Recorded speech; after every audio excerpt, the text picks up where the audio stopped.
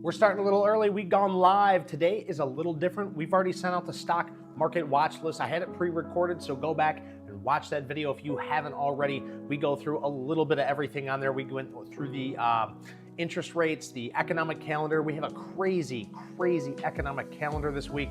Today, though, I got back home just in time for this 9 o'clock start. And I just want to go through all the tickers because we've had a lot brought up in the Discord. I have a lot that I want to go over and look at. Of course, we have a big drop in the ES. Let's see. Donald Trump just tweeted, I was just informed that two fights from the United States with a large number of illegal criminals were not allowed to land in Colombia. This order was given by Colombian Socialist President Gustavo Petro, who is already very unpopular amongst his people. Blah, blah, blah. Emergency 25% tariff on all goods coming into the United States in 1 week. The 25% tariffs will be raised to 50%. A travel ban on immediate visa revocations on the Colombian government officials and all allies and supporters. Wow, that is crazy. And you can see right here, the ES dropped on that news immediately. I actually have the drop news right here in front of us. President Donald Trump slapped steep regulatory tariffs on other measures against Colombia on Sunday after that country refused to allow two flights carrying deported migrants to the land. If the dispute is not quickly resolved, U.S. consumers could see increase in the price of everything from gasoline to coffee to fresh cut flowers. In social media post Sunday, Trump said the U.S. would immediately impose 25% tariffs against goods imported from Colombia, which will rise to 50% in 1 week. He also announced a travel ban and visa revocations, excuse me if I'm not saying that right, revocations on Colombian government officials and supporters, expanded border inspections of Colombia national and goods, and the imposition of treasury, banking, and financial sanctions. These measures are just the beginning, Trump said on Truth Social. We will not allow the Colombian government to violate its legal obligations with regard to the acceptance and return of the criminals they forced into the United States. On Sunday, Colombian President Gustavo Petro said he ordered a tit-for-tat 25% rise in tariffs against U.S. goods. Earlier in that day, he said Colombia will continue to refuse U.S. military deportation flights to land until the deportees are treated with dignity. The U.S. cannot treat Colombian migrants as criminals. I disallow the entry of North American planes with Colombian migrants into our territory, Petro said in translated post on X. The U.S. must establish a protocol for the dignified treatment of migrants before we receive them. Petro indicated Colombian would accept deportees if they were flown on civilian planes and not placed in restraints. The use of military planes to transport deportees is new from the Trump administration, which declares immigration a national emergency soon after Trump's inauguration on Monday. Last week, Mexico refused to allow military deportation flight to land, and Brazil also condemned the treatment of its citizens being deported from the U.S., who were reportedly handcuffed on commercial flight. Very, very interesting. U.S. trade with Colombia totaled about $53.5 billion as of 2022, according to the U.S. Trade Representative. The U.S. has free trade agreement with Colombia and is Colombia's largest trading partner, receiving 34% of its exports, according to the U.S. State Department. It was not immediately clear how the tariff would affect the existing free trade deal. But such steep tariffs could send prices rising for some everyday items for American. Crude oil shipments make up about 1/3 of Colombia's exports to the U.S., with coffee and fresh-cut flowers other major exports. As of October 2024, Colombia ranked 4th in crude oil exports to the U.S., behind Canada, Mexico, Venezuela, but ahead of Saudi Arabia, according to data from the U.S. Energy Information Administration. About 27% of U.S. unroasted coffee imports come from Colombia, according to the USDA. And if the tariff takes effect, that could also drive up the price of flowers just in time for Valentine's Day. The top U.S. exports to Colombia are refined petroleum, agriculture products such as corn, and electrical equipment and parts. So this is some pretty big news, and you can see the ES did not like that news. Our futures decided to take a steep sell-off right then and there. What's up, B. Stewie? What's up, Erica? It's good to see you guys. So yeah, I'm coming out right away with some pretty bad news for the overall market. The question is, will it rebound quickly? That's a very serious question. Will we rebound quickly? Obviously, you know, Trump with his tariffs, he loves these tariffs. He absolutely wants to impose tariffs. It almost seems like that is how he is going to make America strong again, by imposing these tariffs on all the different countries, especially if they're imposing them on us. He is going to do the same, and being one of the strongest or the strongest country that exists, imposing those tariffs will really set a very important setup for the overall market. And as you can see, the futures, we dipped down quite a bit from where we closed on Friday. You can see we are down about 0.5% already on that news, and that news just recently came out. So very important here with the ES slumping down lower. Now, we have a lot to talk about today. We can always come back and take a look at this futures, but I just thought it was very important right as I go to start this. One of our Discord members, Joseph, threw out one of Donald Trump's tweets, and I think it's really important that we all realize what kind of effects that these tariffs can really have on our country. Now, I always like to say, oh, well, we'll just get our coffee somewhere else. You know, well, the imports this, the imports that. This, you know, we've been looking at Bros. This is one of those plays where, you know, Bros, where do they get their coffee from? Where does Starbucks get their coffee from? You know, and if we look at something like Bros, which is BROS, and if we're worried about the importation of Colombian roasted or unroasted coffee, they said it's like 25% of unroasted coffee comes in. What happens to Bros here? You know, if Bros doesn't sell off on this news, either A, they're not going to be affected as much, or B, they don't care. They're still going to do well and still continue higher. So it's going to be interesting to see what these are affecting. Obviously, the oil and gas stocks should take a small hit, but we will see.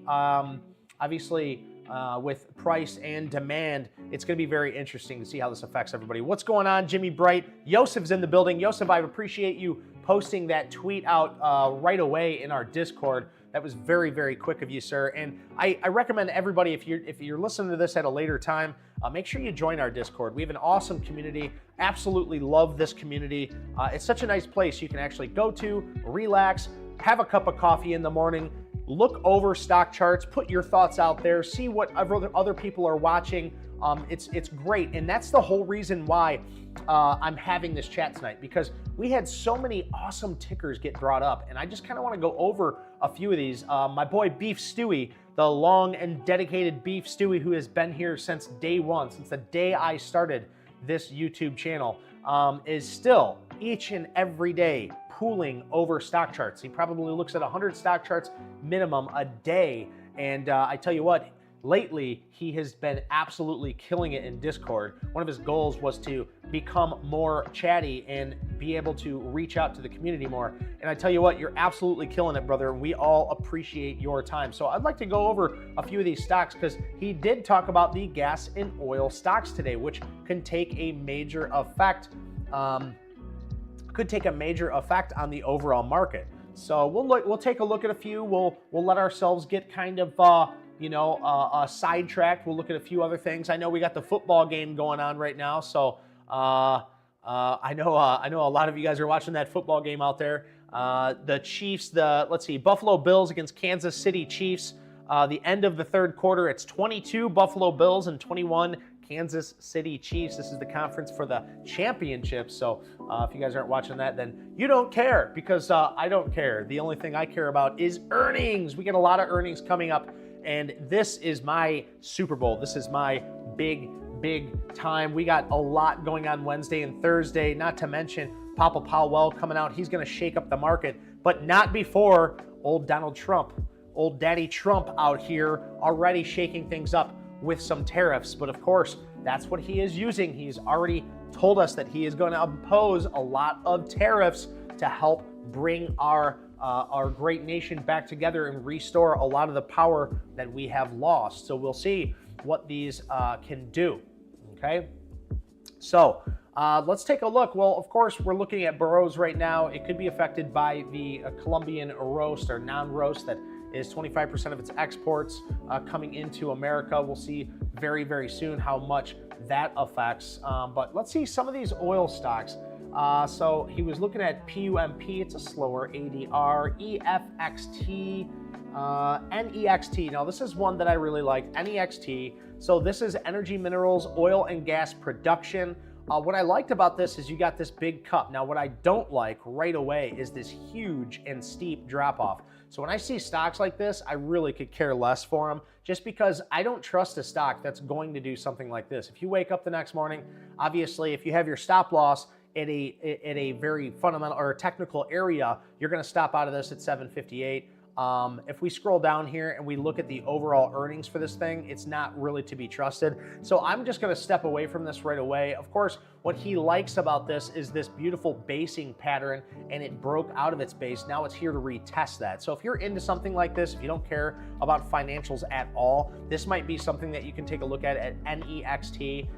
This isn't for me. There's other energy stocks like CEG that are out there that I'm waiting for a reset up. And you can see the financials on this beautiful thing are absolutely scrum-diddly-umptious. We like to see financials that look a lot like this over here, and you guys can't see that, so let me pull that over. There you go. We have these financials. You can see the net margin is slowly increasing. We actually have some money coming in for this stock. So I much rather look at like a CEG. And I know Riot was brought up today by Yosef, which, you know, when you look at something like this, you know, you might easily be persuaded to say, hey, look, you know, this thing is absolutely beautiful, you know, on its downtrend, and it looks like it's getting ready to break out. But if we zoom out on something like this, we can see that, you know, it's got so much overhead resistance everywhere on this stock.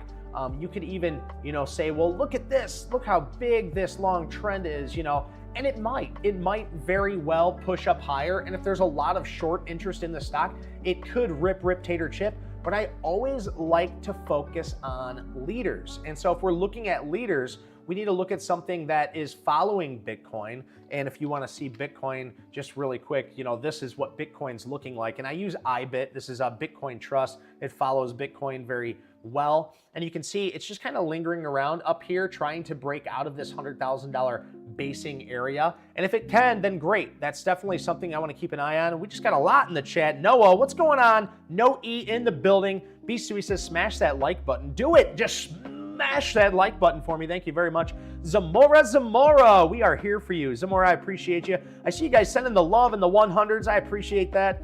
ASAN, we'll definitely go over that. NOG, NNE, yeah, let's do it. Let's do it. That's what we're here for, baby. Jabir, Abdullah Khan in the building. Hello. It's good to see you guys. Pumped to have you all here. But yeah, so when we look at IBIT, when we look at something like this, I like to steer clear of Riot because I want to see something that is uptrending with IBIT. Because if Riot is a Bitcoin miner, well, where do they get their money from? They get their money when Bitcoin goes higher. So if Riot is not going higher, it's actually, I mean, it pushed back up here, but it should be reaching new all-time highs with IBIT or with Bitcoin. So when we look at something like this, I like Hood. Hood broke out. We talked about this 4271 actually. So Jolene called this bad trade out, and she is a bad mamma jamma for doing so. Unfortunately, she didn't get a piece of this, and nor did I. But you see the three new higher lows and a basing top at $42, $43 area. If you took this on an RS rating of 98, that's a rip tater chipping right there. That's what we like to see. That's what we want to do. So we're gonna hop in here because I see a lot of people throwing out tickers in the chat. No E, I appreciate you. I hope you are advertising for me out there. Get all your buddies in here, baby. Let's go, No E. Appreciate your time, brother. And I know that you've been studying a lot of what I've put out there. I hope you like it. I hope you're learning from it. And if you are, please keep on keeping on. Yeah, GEO, we're definitely going to get into this. So Bob Dan is in the building, baby. What's going on? It's good to see you, brother. So ASAN, if I remember, so this is a packaged software stock. And if we just scroll down, and I only skim over the fundamentals, guys, okay? I'm not diving deep. I'm not trying to see how much cash they have left. But what I like to see is a net margin as it's increasing. I like to see your quarterly over quarterly slowly adding on its revenue, and annually I want to see its profit margin and its revenue slowly, or at least increasing. The faster the better. And then the RS rating here down here is close enough to 90 where I'm happy with it, right? So ASAN looks great fundamentally. If we zoom out here, let's just go ahead and zoom way out. We can see it has some overhead resistance, but look at the setup. This setup is setting up pretty nice. It looks okay. It's not really that clean of a setup, but it's definitely one that you would want to keep on your watch list here because it has a possibility of heading higher. Plus, it's part of that technology, service, and package software. So if you're looking at technology, you're going to want to look at QQQs or XL. What is it? Oh, we're going to just say QQQs or the NASDAQ or the NDX, the futures, right? NDX, yeah, I'm sorry. So we're going to want to look at these, and where is it at in relations to its 50-day moving average? It's trending higher. So that is a good look for ASAN. So definitely keep that on your watch list if this is your thing. Do you like it? NOG. Let's see what NOG's doing here. I know I'm hiding my NOG right now because it's got a, we're balding. I'm just kidding, we're not balding. I just had to shave it all off because I've been wearing these beanies. And the hair is pushing up against my head, and I hate it. It bugs the crap out of me, so I just shaved all my hair off. And as you guys know, we are on a financial breakthrough. I'm doing my absolute best to save as much as we can, and it is fun competing with the wife. I think she's winning, though.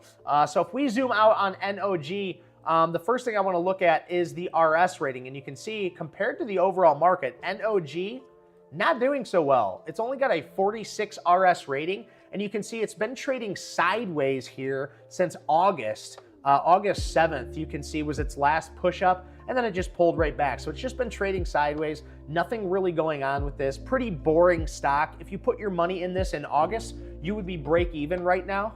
And so that's not what we're looking at. We're looking at making money. It is trending. It is trending up, which is nice to see. You always want to be in those stocks that are trending higher. So if you are a long-term strategist, this might be something that you would want to take a look at, especially if you think oil and gas is going to head higher. But I don't care for NOG. I don't think it's doing much. But if you were to look at this technically, you would say, okay, it's got to break out of this 43.67. It's creating new higher lows. We'd want to see this thing get tighter and tighter in this area for it to look like a nice breakout right here at the top. So this is what I would have to see for me to want to take something like this. But I still think it has a lot more time, a lot more proving to do, and I don't want to get into anything that's not going to make me money right meow, okay? So that's NOG. It's my thoughts, not yours. And of course, I want to look at NNE. Now, NNE is in that nuclear energy. It is in the energy sector as well. And we have talked about NNE a long time ago. If you guys remember, all the way down here, we actually called this out when I was writing up your ticker watch list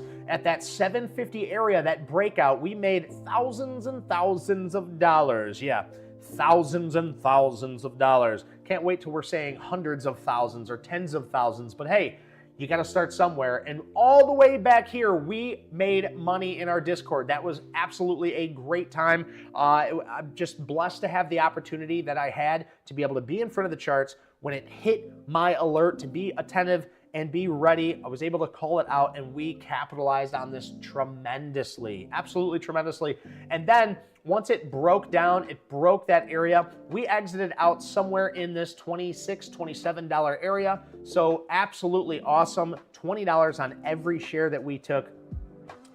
That was a monster trade. And then we seen it starting to tighten up over here, and then it broke down, so we never actually took that trade. But yeah, we were looking at another trade right in this area for another trend breakout. We never got that, so it was nice. We let it go. This thing came all the way back down, found a base at that 674, and then it started to create new higher lows. And I know B. Stewie was playing this. He made a little bit of money on this uptrend here. Absolutely beautiful. It had a few trending break areas, but to get in this thing for me would have been hard. I didn't see much of a trade until we zoom all the way out here. You see a basing top right here, a beautiful basing top at 33.74. Who would have thunk this 99 relative strength stock would have bounced off of its anchored VWAP from all-time highs and then rip tater chip? We're sitting at 44.51 right now. Now, I will say this. NNE is not making money right now. They are not making money. They don't have any earnings. They are in debt up to their eyeballs. Their net income just this year, or I'm sorry, just last year was negative $10.15 million. So that's not a very good sign. It really is not. So what I will say is, just like I said, same thing I said about quantum stocks. Yes, nuclear seems to be our future. We're looking at nuclear to ramp up the AI, to make sure that the AI has enough power. And it seems like, you know, that the nuclear energy, these mini nuclear, portable nuclear facilities, but they are not making money. They are not making money. There's no real, you know, financials to back this up yet. But it's not all about financials. It's not. If you can find a good technical play, then play it. But right now, when we look at this on a daily time frame, it is extremely extended here from this 10-day moving average. So I like it. I like the breakout. It's beautiful, but we're 43. Technically, we're 34% higher from its 10-day moving average. And if you see here, guys, the last time we got that extended, we were 115. But you know, just to play things safe here, when we are extended, this far extended from the 10-day moving average, most of the time we are overbought and we are expected to come down lower. Look, if we look at the RS, now I don't talk about RSI very much, but I like to use it as a guide. The last few times, 1, 2, 3 different times that we were so overbought, we came right back down. Now, is this saying that it will come back down? No, but I like using the RSI, the Relative Strength Index, as a guide. And now that we are back up over this 70 area, the last time we hit this area, we sold back off. So, will NNE continue higher? I would love to see it continue higher for anybody that took this basing breakout. But when I look at NNE like this, the leader in the stock market, I am expecting a pullback. So, that is a great thing, because if you want to be a part of this trade, if you want this to continue higher, you need to have the expansion like you see, but we need to get contraction once again. So whether that's a 3-day contraction or a 3-week contraction, this expansion will need to tighten up. Now, I always like to say, you know, best case scenario, it trades sideways, forms a basing top, and then breaks out of this top. That very well could happen at this 45.68, okay? That very well could happen. Will it? I don't know, but we have to wait and see. I'm not gonna have that fear of missing out and just take this trade just because we're shooting straight up, especially when we look at the financial statement and we're down $10.4 million with no expectancy to actually create money.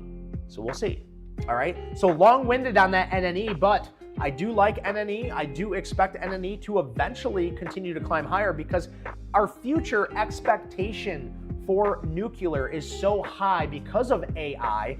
Eventually, we're going to need something. We're going to need something. The solar is great for small, you know, the wind turbines. They're great for small production, but really we don't have anything in our that we're producing right now that's really going to just get our energy up and off the ground, except for nuclear. Everybody is looking at nuclear, okay? So that is NNE, and thank you for bringing that up, Zamora. CEG, let's take a look at CEG, guys. And CEG, you know, you're gonna hear this again. We're a little extended here on that 10-day moving average, but CEG, we talked about it being a leader in the market, and you guys can see here, we had a beautiful area for a trend breakout. We talked about CEG, especially after it popped back up here. We had a nice base breakout. This is called a simple base breakout. And this one was hard to take. It was hard to take here just because we ripped up, we gapped up, and it broke its the same day that it gapped up, the next day it broke that low. So, I mean, it was shaking people out left and right. It shook people out here. It shook people out here. Very hard one to hold on to, but clearly the institutional ownership is taking this thing and it's working all of those weak hands out. So if you're able to get a hold of this, congratulations. 98 RS rating, it looks really good. Let's look at the technicals, the fundamentals on this. So the fundamentals look great. Look at the annual fundamentals. This is what you want to see. You want to see it making money. Let's look at the quarterly earnings. It's making money. Maybe not 25% quarter over quarter or 25% annual earnings, but they are making money. It's not a garbage stock.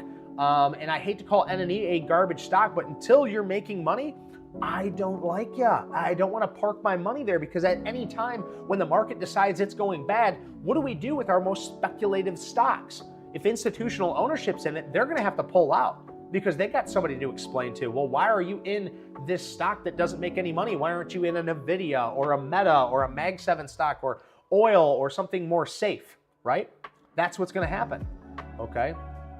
So just throw my thoughts out there. They're my thoughts, not yours. But I like CEG. Definitely waiting for something to happen here. Even it might come back and retest this simple base breakout. So we'll see. But right now, again, if we look at the RSI, the last time it was overbought, which you can see right here above this $70 area, it lingered around this $70 area and then sold back off, got back down to the oversold, and then made a base before breaking out again. But now we're in the overbought territory. So it's definitely not a place just to buy, right? If you bought here, you're going to have very improbable risk to reward. And if you don't know what risk reward is, please go to the trading school, learn the technical analysis, learn how to not blow up your damn account, because if you don't have an account to trade with, then you can't be a trader, okay? Let's see, let's carry on. I like CEG. We've had this on our leader boards. Take a look over here on your screens. It'd be on your right-hand side. This is my leaderboard right here. I got Google, App, Deck, Reddit, SE, VST, Bros, LX, Hood, CEG, as we're talking about now, HIMS, AVGO, GEV. And you guys know I've been talking about these for weeks, and most of them have been breaking out like crazy. That's why I talk about the leaders. Our boy, William J. O'Neill talks about the leaders, 100. Study them, baby, study them. And I think we're seriously going to go through this book. I'm going to go page by page and do a YouTube short on each one of these, because I am so sick and stressed out of hearing all these shit stocks that some of these people are calling out, but we got to start somewhere. And I'll be Captain Save-A-Ho if I have to, each and every day until I am blue in the face. And then I will say, hey, you need to read this criteria. You need to focus on the leaders, because if you don't, nobody's gonna help you. Nobody's out here to save you, and I sure as hell am done spoon feeding people. I'm not gonna tell you what to buy. I'm not gonna tell you when to sell. I'm gonna refer to this book, so that way we all can have a better understanding and we all can help each other out in this amazing community. So yes, CEG is beautiful, but we need to wait for another setup. Next up, what do we got here, baby? What do we got? All right, CEG is strong, he says. It absolutely is strong. Ash, what's going on, brother? DXF. Now, look at DXF. Rip, tater chip on the daily. We don't see much here on the daily, except for this thing is going straight up. Now, when we see a stock going straight up, that is called expansion. What do we need to see after we see expansion? We need to see contraction. With that being said, this is beautiful. So what happened here? Obviously, earnings. Earnings came out. We don't have any earnings here. Let me check my other boards for DXF and see if we have any news on this bad baby right here. So announces New York American removal of trading suspension. So there was a suspension on this. It announces 162,500 convertible, the notes, private placement. Okay, we got some silly things going on here. So let me just dive a little bit deeper into this, okay? Let's just look at the technicals, because I think diving into the financials, yes, if we look at the annual financials, they are in debt. The semi-annuals, they are in debt. Things aren't looking good for DXF, so they rip, tater chip. So what's going on here? Let's zoom in and take a look at the hourly. Well, we're gonna have to zoom in even further. And you can see they're just going straight up, okay? So when I see a stock that goes straight up like this, one thing I ask myself is, well, what is the float? What is the average volume? So right now we only have 905,000 shares a day being traded on this thing. So it's very, very low in volume. And then its market cap is only 5 million. This is a very small cap. This is a rip your face off kind of stock. So you need to be extremely careful and know that you have a process trading this. You can still play trend and base breakouts on the 5-minute time frame, but they are much, much harder and very volatile to play. And you want to make sure that you're trading something where you can get in and out with a safe price. So when you see something like this, I personally stay away from this absolute junk type of stock. Because if we look at this on the daily and we just get rid of this area right here, and we just look at its previous trading days, you can see this thing's on a huge downtrend. It's not looking good. So this is what I consider a pop and drop or a get and shit kind of stock. So be careful when you're looking at something like this, but this is far from a leader. It's definitely just something that got a big piece of news. It got squeezed or squozed or whatever you want to call it, and it's rip, tater, chipping, but I don't trust this. I don't trust this for 1 minute. This might eventually be one of the best shorts you've ever seen, or maybe it continues higher and you can make some money, but that's all I got to say about DXF. It's definitely not a stock that I like to look at, but it does look like a trader. Let's see. Thanks NOE. Thanks No E for the reminder. By the way, it's your sister Nazia. B. Suey says squad in the hood. That's right, baby. Squad in the hood. We do like Hood. Hood did a beautiful, beautiful basing breakout there.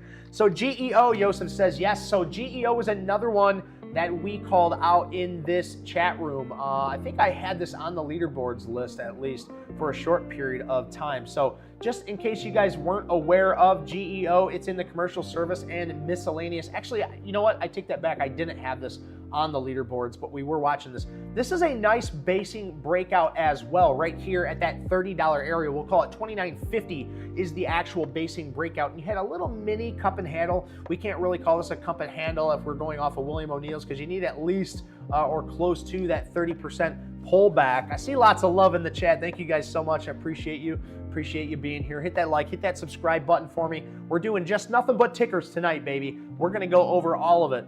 And we're going to have a good time doing it. But yeah, GEO looks great. It's definitely one that you can keep on your watch list.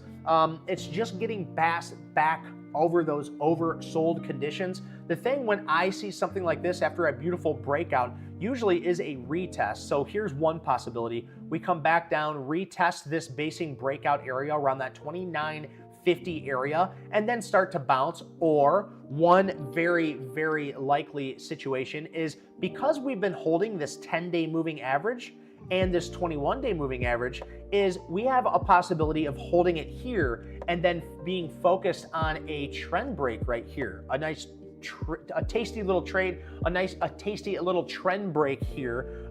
We could even come down as low as this 21-day moving average. Let's say we come down here like this, and then this trend break ends up looking more on the lines of this, and then we might have a nice breakout right here. So that's just a few thoughts. Of course, I much rather see new higher lows being put in on your trend breakouts.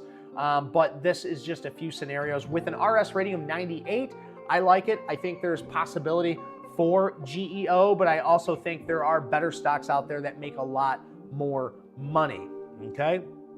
GEO looks way better than CXW. They must be in the same category. See, I like CEW because this is creating new higher lows, okay? So if we look at CEW or CXW, which is in the commercial service, miscellaneous commercial services, we're also showing that it's making some form of earnings here.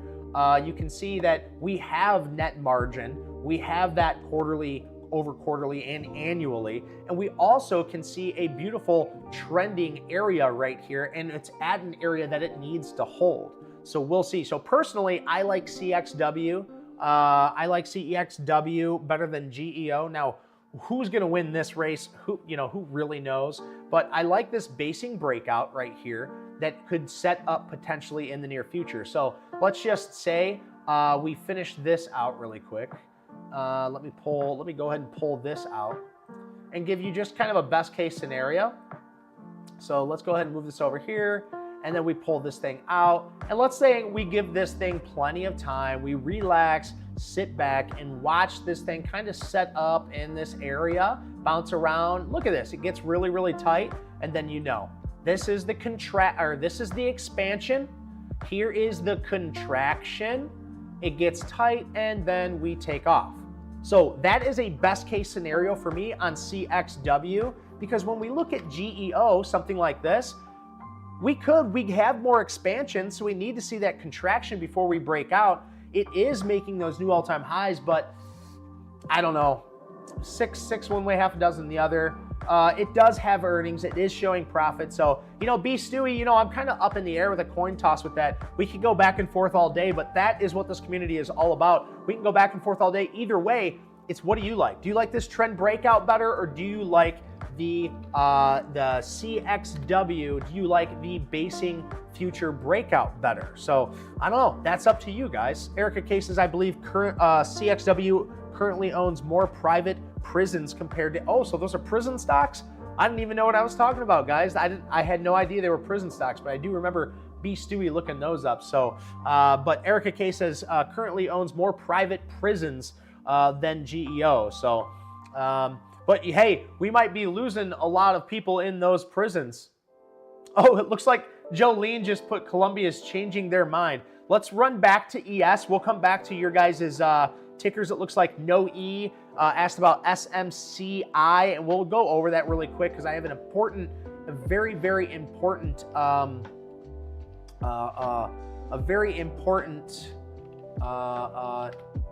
chat that I wanted to bring up before. So let's see. All right, we're just gonna read what Jolene just sent me. President Gustavo Petro dispose avian. Wait, why are you? Come on, Jolene. Jolene, I don't read Spanish.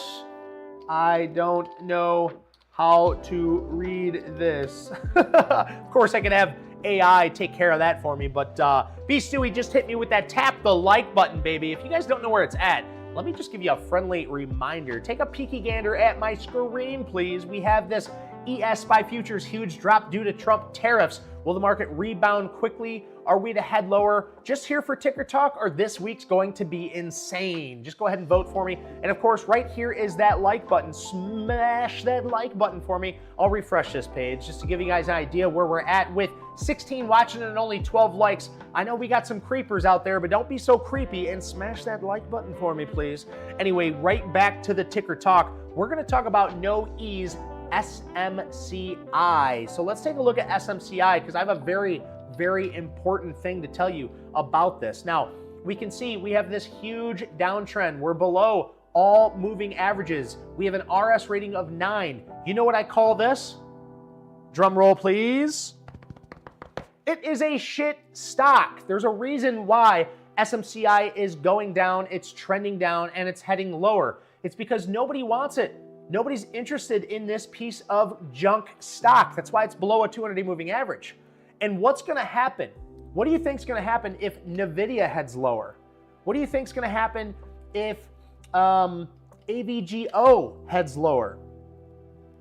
I promise you, AMD is going to head much lower. SMCI is going to head much lower. Now, of course, if NVIDIA or AVGI or ARM decide they are gonna head even higher as leaders because they are RS rating of 89, AVGO, RS rating of 94, they are relatively strong compared to the market. But when we look at SMCI, they are not relatively strong compared to the market. So what happens to these stocks when the leaders start to die? These are already dead, so they're going to decay. They're going to continue to head lower, continue to head lower. If NVIDIA and ARM head higher, sure, this has the chance of breaking out and squeezing people out. But to me, that's extremely hard to hold. So you see a cheap stock, you see something that is on sale, I see something that is beaten down that nobody wants. Now, there's a strange phenomenon out there, but things that tend to go lower tend to go even lower, and things that are heading higher tend to go higher. That's why I buy dear and sell dearer, as how I made $2 million in the stock market. The book says that's Darvis right there. I believe that was Darvis. Yeah, he was the box method. That is Darvis, right? He plays the breakouts. And that's what we like to see. So when we bring up these stocks, let's make sure they're above a 200-day moving average, or I'm just going to absolutely decimate you with some knowledge. And you know, this is how we learn, guys. This is how we learn. So you know, there's no wrong questions, there's no bad questions, there's no nothing like that, because we all can learn from this, right? SMCI is down for a reason. It sold off hard, and guys, I was a part of this. I was a part of this huge run up. This was beautiful because the earnings, actually, they had pre-earnings. They had like an earnings leak here. Huge. Look at this base. Look at this beautiful, beautiful base right here. We were a part of this, guys.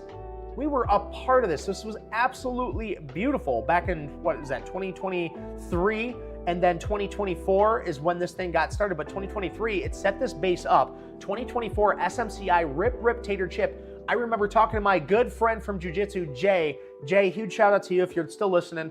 But Jay took this trade and he made a bunch of freaking money. But I even called it out in chat. I said, guys, look, this thing is going parabolic. What happens when we have expansion? We need to see contraction. And that's exactly what SMCI did. We had too much expansion, too quick, too overbought, and then we got the sell-off. It popped back up, it contracted. Look at this tight day. Look how nice and tight that got, right on the 10-day moving average. Bada bing, bada boom, you'll be making money soon. This thing decided to take off. Then we started to see a trend. This is a beautiful trend, holding on a 50-day moving average, starting to catch those new higher lows. But guess what? It never broke out. It broke down. That's a bad sign. And look, it started to create another new trend, but broke down, never broke out. And it continued to do that same thing. Now, sure, this is at a basing area again, and it definitely very well could take off.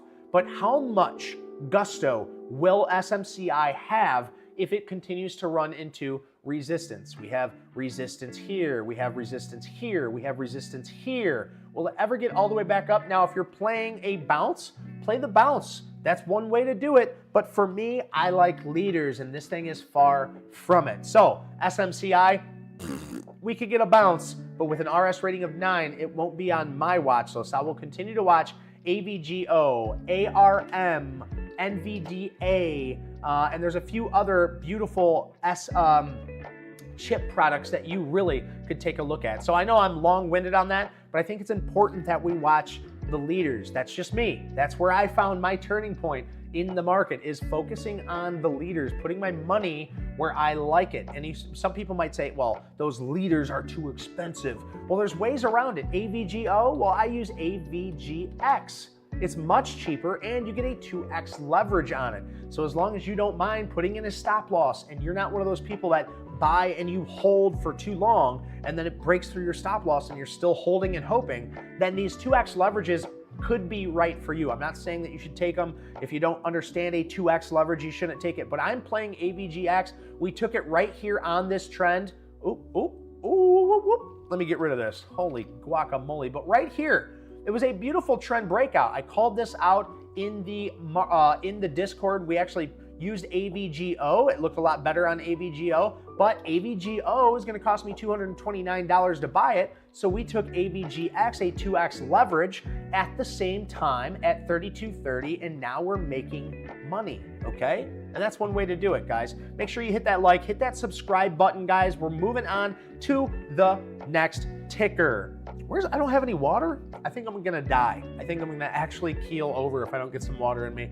Sorry to hear, Erica K. Zamora, I was reading that. It sounds really insincere. Already lost money on GEO 3 times. No, Erica, I am very sorry to hear that. Yeah, but that's what that's what we do. When you're new, Erica, you're gonna lose money. That's why I always tell everybody that's new, learn on half.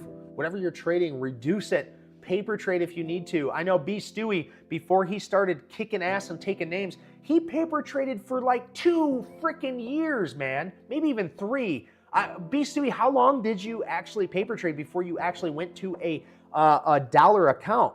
I think it was 3 or 4 years, honestly. Like, the dude was so dedicated. I've never seen somebody so dedicated paper trading. And that's what you need to do. If you really love the trade, if you love to trade, and I didn't say love to gamble, But if you love to trade, then you are going to paper trade and you're going to learn how to do it. And you're going to think, wow, you know, this is fun. Or wow, you know, if you can't even do it with a paper trading account, then how the hell do you think you're going to do it with real money? You're not. I promise you that. And then when you get real money, you're going to get a big, swift kick in the butt and have some realization that, wow, now there's emotion. So if you're going to play paper trade, it's great. Learn it, understand it, find your process with it. Absolutely beautiful. But Erica K, of course, I do sympathize with you because we've all been there. So let's see. Ash says, good lo-fi music on the background. Thank you so much. Yeah, man, I do like that nice lo-fi. Keeps me chill. Helps me revert to the mean, if you know what I mean, baby. Let's see. If you're not in the Discord room, come on out. Yeah, we only have 2 requirements. We want you to have an open mind and a heart of gold. We weed out the people in there that are absolutely just cancer. We'll kick you out quick. And if you're trying to get spoon-fed, I'm going to call you out. We do not piggyback on other people's trades. If I call something out, or B. Stewie calls something out, or Danny calls something out, then guess what? Make it your own trade. Do your own homework. Because if we get in, we might get out the same day. Our risk tolerance might be different than yours. And if you go all in on somebody else's trade, you are not going to learn a damn thing. We learn how to teach traders how to trade. Right here. Let me just show you this. B. Stewie made this up for me. I love it. Does it look like me? I'm not a black belt yet. I should have you make that a purple belt. But yeah, I absolutely love that. Training traders to trade. That's what we do here. We train traders how to trade. It's not training traders how to be spoon-fed and not think for themselves. No, we want everybody to think for themselves here. All right, let's carry on, guys. So Samara says SoFi. Let's look at SoFi now. SoFi, Dan actually came out with a beautiful YouTube video. If you go on our Facebook page, you can watch that. There was a gentleman that was giving all of his his analyst. He was analyzing it before the earnings. Now, SoFi's been a great trader. SoFi has been a great trader. Look at this RS rating of 98. But it actually has earnings coming out on Monday. So with that being said, we need to be careful. I do not take any trades before earnings ever, because it does not matter. If this has a double beat on it, the market is pricing this in. And if they might have a double beat, but it still doesn't make up what the analysts want to see or what Wall Street wants to see, it still can head down. And if you guys see, it is extended from its 10-day moving average right now. The last time it was, let's just take a look. Excuse me. Let me just bring this up real quick. So the last time this was extended from this area, so right now it's 6% over its 10-day moving average. The last time it was 6% over, you can see it failed. It failed multiple times when it was 6% over. Let's see, right here, this is roughly 6 to 7%. And every time it gets that extended, it pulls back. Now, I'm not saying it can't go higher. I'm not saying it won't go higher. All I'm saying is, if you're looking at earnings, be careful with taking it before earnings. If we wait for after earnings and we see a gap up and a pullback or a trend breakout, a base breakout, one of those things, then we can follow a process, okay? So it's just definitely one thing that I keep telling everybody. We don't trade before earnings, okay? All right, let's move on, baby. So SoFi's looking good, but there is no trade on SoFi. If you're already in it at that base breakout, let's get it. Yosef says SoFi is going to move 14% up or down. Goodness, 14%, dude. That'd be crazy. That would be crazy to see. 14% moves, a good move in one day. DGNX for Ashcraft. So Ashcraft, I see that you're looking at these low float penny stocks. I'm telling you, you're going to get your ass handed to you on these one day. This only trades 582,000 shares a day, and there's no setup on the daily. So if you're looking at this thing on the 1 minute or the 5 minute, it's going to look exciting. It's going to look crazy, but this has nothing to do with my criteria. I don't know what to tell you on this, except for it's going to be very volatile. It's going to be very volatile. You're looking at something that in 2 days went up 555% and then pulled all the way back down 61%. in another day. So you're looking at something that's so extremely volatile, it's going to get you hurt. So please be careful. It's a rip your face off kind of a stock. Yeah, and Dan says SoFi earnings is tomorrow morning, so be very careful out there, guys. Let's see. Nathan Sheffield says, how about NNE? So we went over NNE. You guys know I like NNE, but it's too far extended. We need to see another base or a trend start to form on this thing before we start to carry on. I love the basing breakout, and of course we played this all the way down here at 750 and sold at 2750, and now look, it came back down, based out, created new higher lows, found a new base, and ripped up at a 99 RS rating. This thing can still be a nice runner, but without earnings, it's not something that I'm caring to look at just yet. But yes, a leader in the market, and we'll see if it wants to continue higher. And there was one other in there. I just want to look at SMR for myself. We got a cup, maybe a possible handle forming for SMR. I said this before, I like SMR more than I actually like NNE because there's actually earnings there. They actually have proof of concept, at least, for NuScale Power Corporation. But this SMR technology is creating a cup. We're going to see if it wants to create a handle and then possibly break out. Brother. Hey, there we go. We got a subscriber there. What's Flow Coast Farm? Thank you so much for your subscription. And if you haven't hit that subscribe button already, I don't know what the hell you are waiting for. We do this live, just for you, live trading, commentary. We do it all, baby. And we have a free trading course. All you gotta do is click that like, click that subscribe button, and check it out. And of course, we do mentorship. So if you guys are interested in that, I catch you up on all the technical analysis, and I answer all your questions on a one-on-one. So just go to my email. It's in the description down below. And now that we are done with that bullshit, let's keep on keeping on. Let's see. This would be the ideal situation where we create this handle and then we have a breakout in this area heading higher. That would be a nice cup and handle. You can see that this market Smith type indicator already shows you the beautiful cup here. I like it. I don't care for the V-shaped bottoms as much as I like these nice, well-rounded cups. Now I'm gonna try and catch up on the chat. Sarah Sosa. Sarah Sosa's in the building. Let's go, Sarah. KOPN.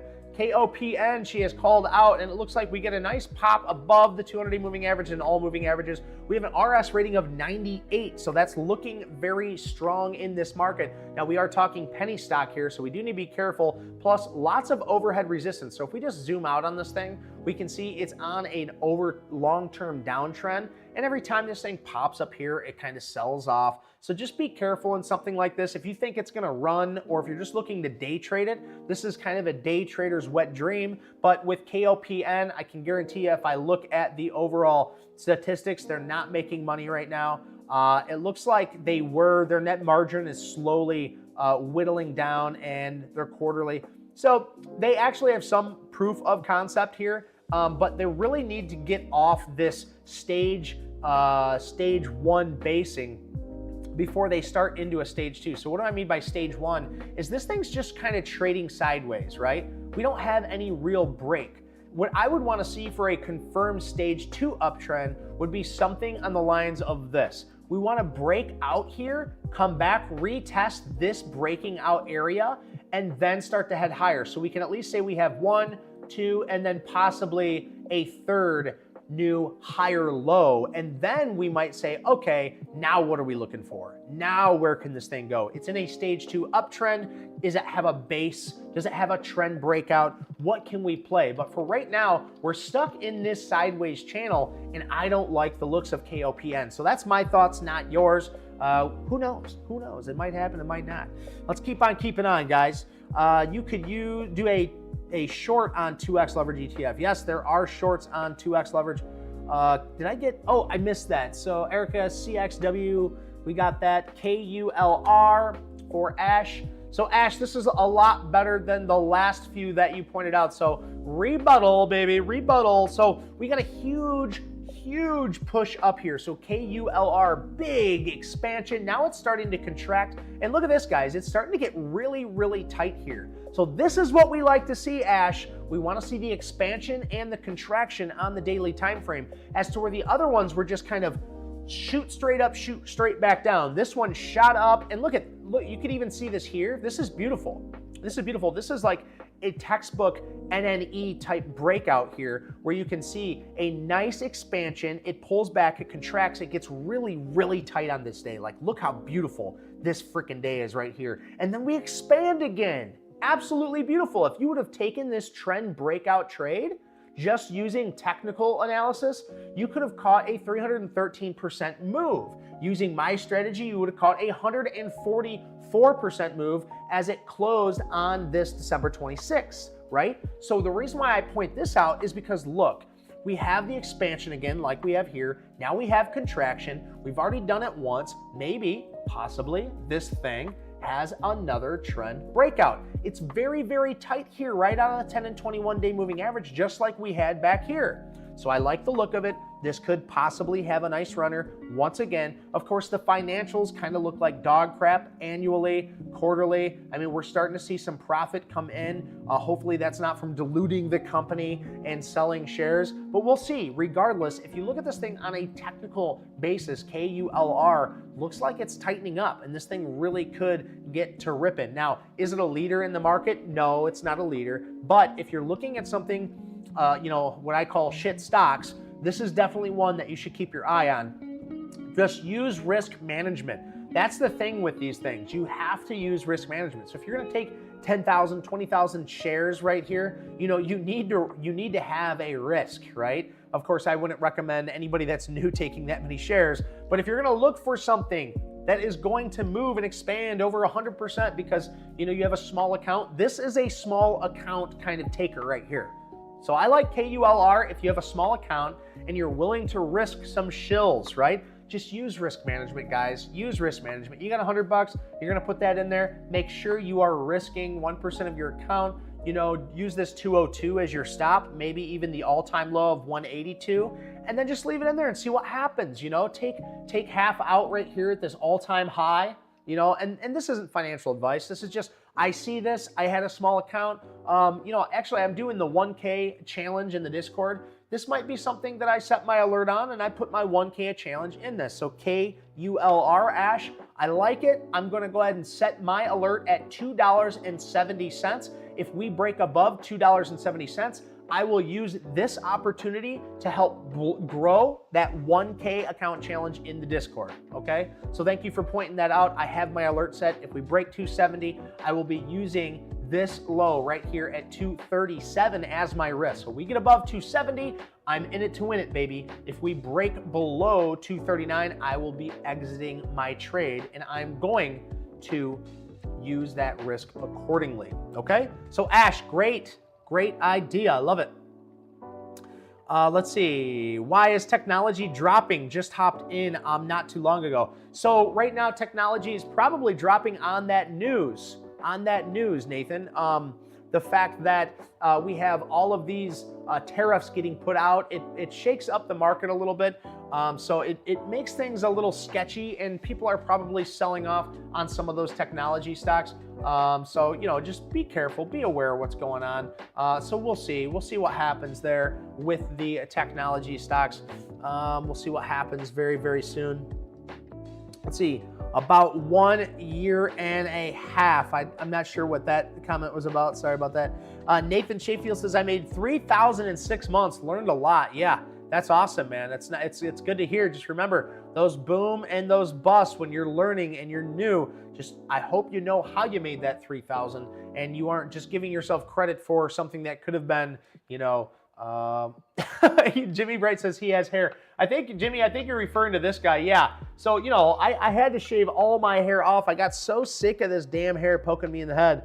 But yeah, this guy definitely has hair. And I have hair too. It's just, it's just not all there. I got sick of it. The wife walked in. She was not, well, she doesn't really care, but let's see. Guy Qfisi? How do you say that? Qfisi? I'm just gonna call it. What's up, Guy? He said, I joined the Facebook page. I think I was the right one. I appreciate this stream. I'm banking on GODN tomorrow. New ticker, GMHS tomorrow. They just got acquired. What do you think about it? Well, first of all, Guy, I do appreciate you joining that Facebook page. And if you guys aren't aware of our Facebook page, it's Swing Trader Strategies on Facebook. I'm just going to go ahead and put this in the chat for you right meow, because I think it's very, very important that everybody finds this. This is part of our beautiful, beautiful swing trading group that we have, as well as our Discord. And so, Guy, I appreciate you coming on over and checking out the stream, and you're absolutely welcome, brother. Thank you so much for your kind words. So let's go over that. He said that he is banking on GODN. So, you know, I'm not going to hold back on this. You say you're banking on GODN, but look what's going on with this stock. We're talking about an RS rating of 1. It's going the opposite way of the overall market. The market is having a melt up right now, and GODN is having a melt down right now. So I don't know where you got in exactly, but I have to say, when I look at this stock,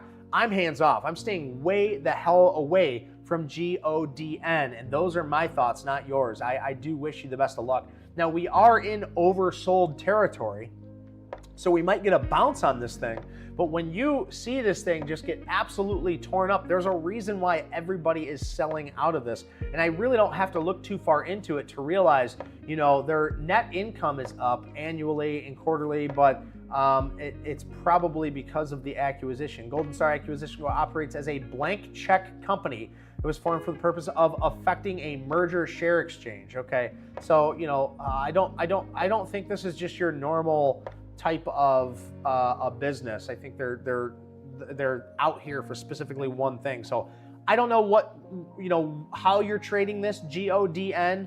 It's just not in my criteria, and necessarily I don't trade anything I don't necessarily understand technically or financially. Okay, so I don't care for GODN, but I do honestly hope the best for you in your trade. I'm rooting for you, brother. And GMHS tomorrow, they just got acquired. So I don't have GMHS on my watch list, but if you want to retype that in, maybe you can let me know. Let's see, smash it, smash it. You know what to smash, baby. Thoughts on GODN? We got it already. So Nathan says OKLO has dropped in after hours. Is that normal or is that a sign? So you're always going to have things that happen, you know, in the after hours. The first thing I want to point out right here is OKLO looks really good on this basing breakout. We've seen it try to break out first, and then it pulled on back, which would have been a stop out for me. But with this base here, a new higher low right here, and another new higher low right here, we can see this expansion that we had from way back here. It started to contract. It created a beautiful trending pattern to the north side. We can go ahead and draw this out for you. And then it got tight right here and broke out. We can even consider this your simple base breakout pattern right there. So it was a beautiful breakout. Now, one thing I don't care for OKLO is it does not have quarterly or annually earnings. We don't see much net margin at all. And right now it's on an overbought conditions, okay? Now, these are all just guides. I'm not saying it's gonna come down. I'm not saying it's gonna go up, but when we look at OKLO, we can see that OKLO has already been pushing up higher. Now, in the after hours, you see we have a big drop. So the question here was, is that normal? Well, you're going to see expansion and contraction all the time. But when we get these tariffs and all these different things going on, the more speculative stocks that there are and the overall market starts to pull back, if you don't have earnings or you're just a speculative stock, you're going to see things that don't have earnings, that people aren't trusting with their lives and their money to sell off. So I'm not saying that that is exactly, you know, what is happening with this, but this is definitely something that does happen in the after hours, in the pre-market, and that just seems to be what happens with OKLO currently. Right now, I'm not getting any huge news. You know, I'm seeing at 144 today that Sam Altman-backed OKLO stocks gets price target hike from Wedbush on hopes of AI raising power demand. But then the only other thing is OKLO and Rigetti Computing are among top 8 mid-cap gainers last week. So right now we don't have any news for this big drop except for the old tariffs coming on out there. So, you know, that's the only news I got. Is this normal to have this kind of movement down? Well, if we look previous, you can see we haven't got that big of a drop in the pre-market or the aftermarket much at all. So that's a significant drop. Do I trust OKLO? No, I don't trust it. I don't trust it because it's, you know, we're not seeing much. We're not seeing a ton go on here, and it's overbought. Not saying that it's going to fail here. I'm just saying that, you know, when I'm looking at something like this, I'm waiting for another setup. If you got this on the basing breakout, you got plenty of room. You got plenty of room here. That basing breakout was at 28. It's still sitting at 38.20. You know, so we're still $10 above that basing breakout area. So it's still beautiful. It's still way up there. So I would just say, yeah, that's probably part of its trading. You know, it's part of its trading. It's still above all of its moving averages. It's still well above its 10-day moving averages. It still could safely come all the way down to that 31.71 and retest the breakout area. Hell, it could even come back down to 28 and still look pretty damn strong. So yeah, I would say it's pretty normal movement for OKLO as of right now. Okay? I know, that was long-winded. I tell you, we need to get some saliva going. Let's see, we got thoughts, we got that, we got this, we got the Sarah Sosa doing the hands up, we got the hit the like from a No E Sosa, let's go baby, B Stewie. Yeah guys, we only got like 80, maybe 85 more hours of watch time hours until we are getting paid from YouTube then, baby. I love it, it's a great thing. I put in so much time, so much effort, and I'm very, very blessed and happy to have this amazing community. Sarah Sosa coming at me with the WBA. Let's see. WBA is still below a 200-day moving average here. And if we zoom all the way out, just way, way, way out here, Sarah Sosa. Let me sing to you, Sarah. You ready? Let me sing to you, girl. We got ourselves a downtrending stock below a 200. It looks like garbage, Sarah. I'm sorry. I love you, girl, but RS rating of 34, below a 200-day moving average. When I gotta zoom out all the way back there just to see where we finally had a high, this makes new lower highs and new lower lows. Here's a higher low, but then it goes new lower high, new lower high, new lower high, new lower high, new lower high. This is garbage. This is not what you want to trade. It's got a little pop, but what do you think is gonna happen to this pop? This pop, this pop, this pop, this pop. What do you think is going to happen to this pop? It's probably going to sell off. And if we look at the earnings, you can see it's there too. Their profit margin is going in the tank. Now, I'm not saying that I couldn't be wrong. I could be. I very well could be wrong. But I'm telling you, this looks like shit. I love you, Sarah. But we got to get you looking at better stocks. If I click on any one of these stocks, any one of these, I'll close my eyes. Ready? Click. We clicked on RKLB. This thing is uptrending. Let me zoom out. Look at this. Okay, it's uptrending. We're in an uptrend here. We got new higher lows. We're above all the moving averages. And look at this basing breakout pattern. Beautiful. Absolutely love it. So keep an eye on RKLB, not whatever shit ticker you gave me. WBA. And I say it in a loving and caring way, Sarah, because I want to steer everybody in the right direction. I am the captain of this ship. Okay? Not everybody needs to swab the poop deck, but if you're looking at the low float, the shit tickers, you can make money fast, but you can lose it just as fast. And unless you have amazing risk management and discipline, I would stay the hell away. All right? Next up, what do we got? Finn McCool's back, baby. What's up, Finn McCool? I tell you what, I like the name so damn much. Let's see what you got for me. He says, evening, sir. He pulls off his monocle. He says, evening, sir. EXLS, Netflix, Coco looking strong. Have a great weekend. No, you, sir, have a great weekend. We're actually going to be starting the week very soon. I put in some overtime, but yes, EXLS does look strong. We have a basing breakout here as it pulls back, and it looks like it's trying to set back up once again above all of the moving averages. This is what I like to see, guys. Trending up. Look at this, trending up. Look at this, beautiful, beautiful. Has a base holding this bottom at 43.79.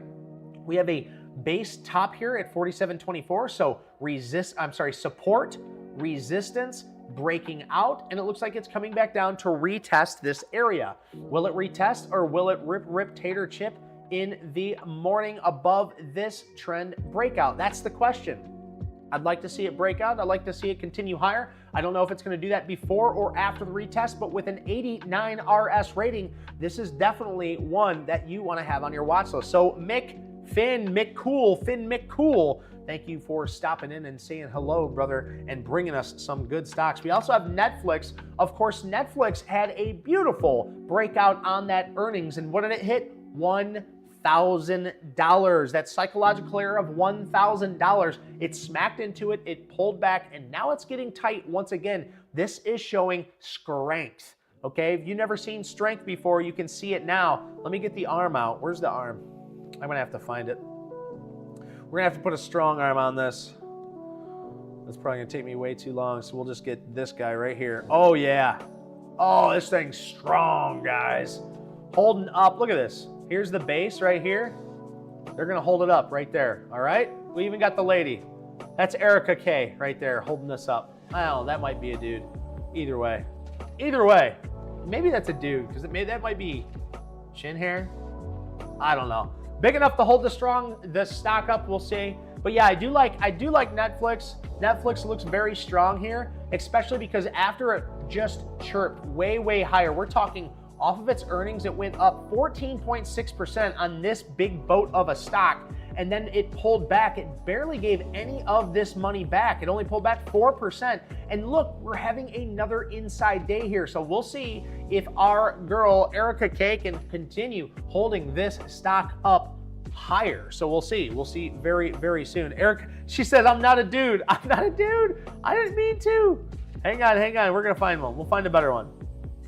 We'll find a better one, Erica. I'm sorry. I thought it was a chick on here. Let's see. Is there a chick in here? I'm so sorry. Is this a chick?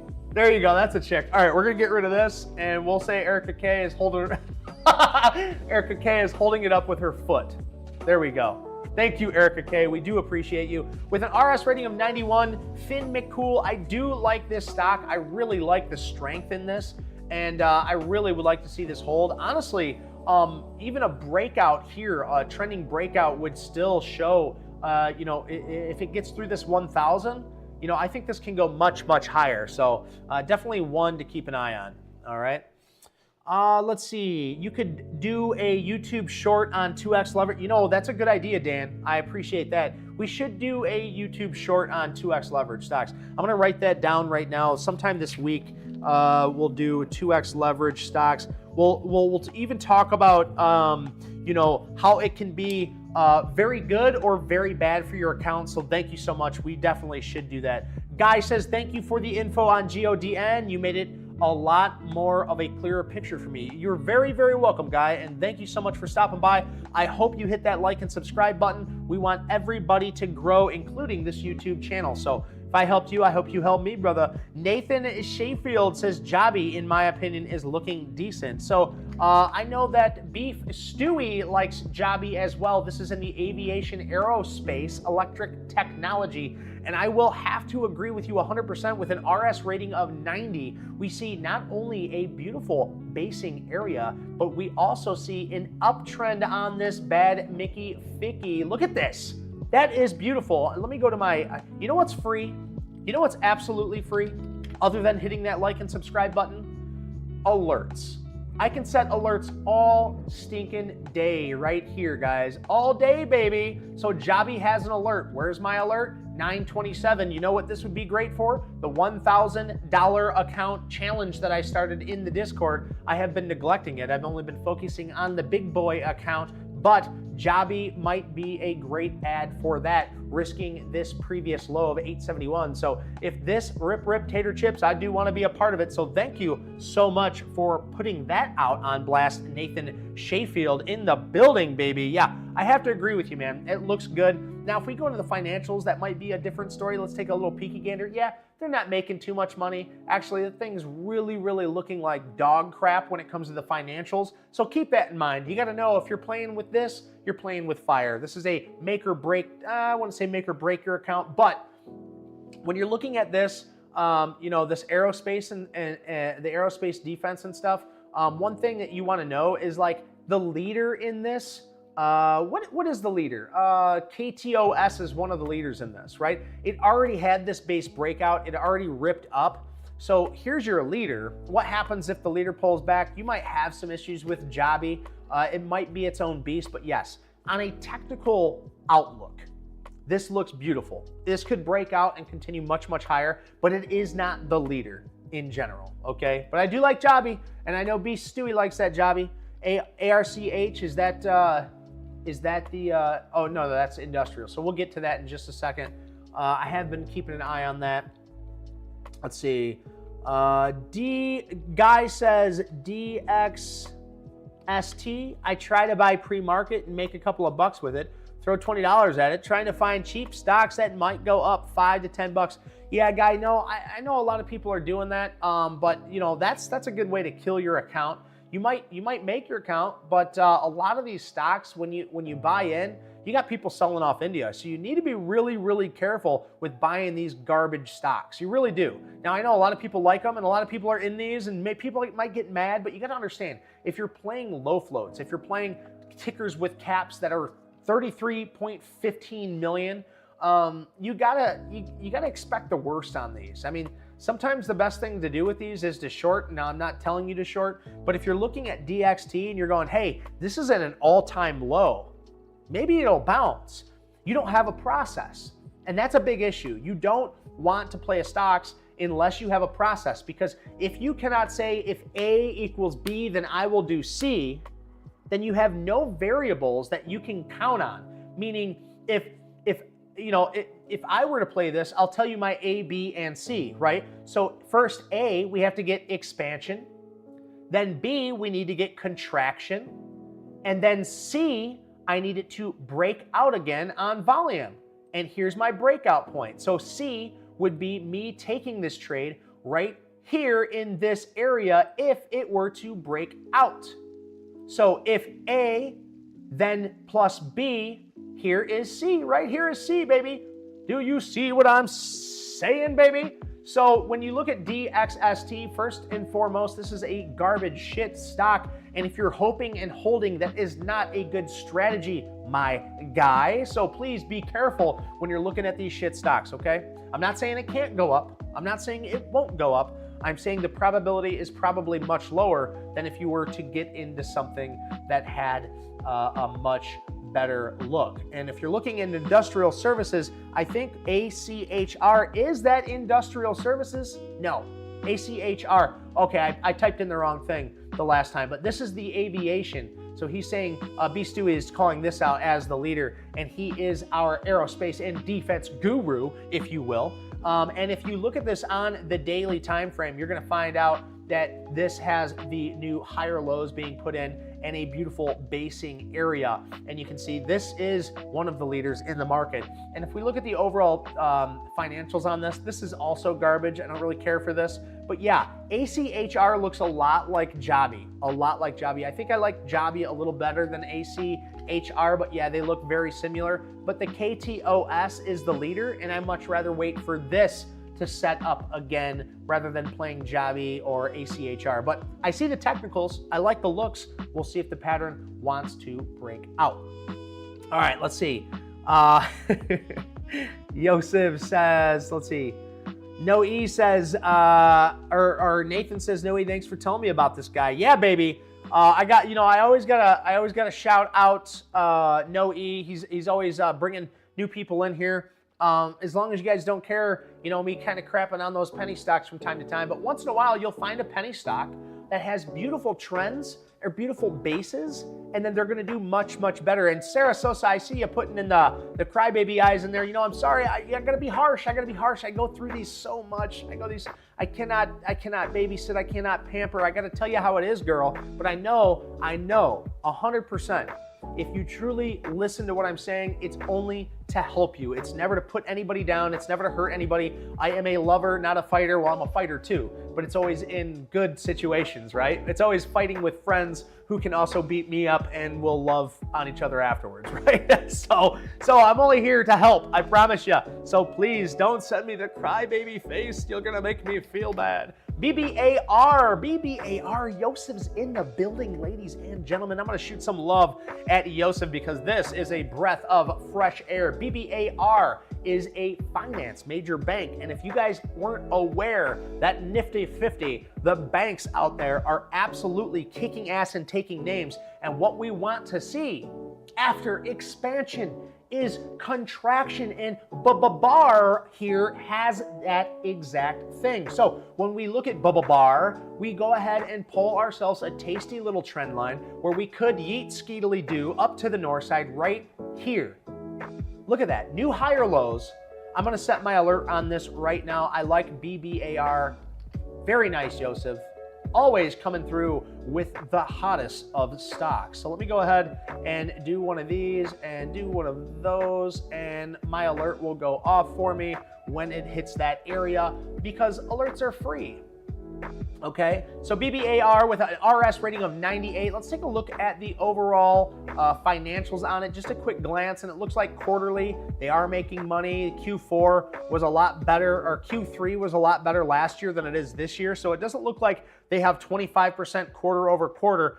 Annually, it looks like 2023, they're absolutely destroying last year's numbers. Of course, 2024 has not came in just yet, but it's looking good. So I like BBAR or BAR. We'll see what happens. And you know, just to skip forward right here, B. Stewie says risk management is key. And you were absolutely right, brother. Absolutely love you saying that, man. Risk management really is key. You can play any one of these stocks, no matter what it is. If I tell you this stock is garbage, it's going to hell.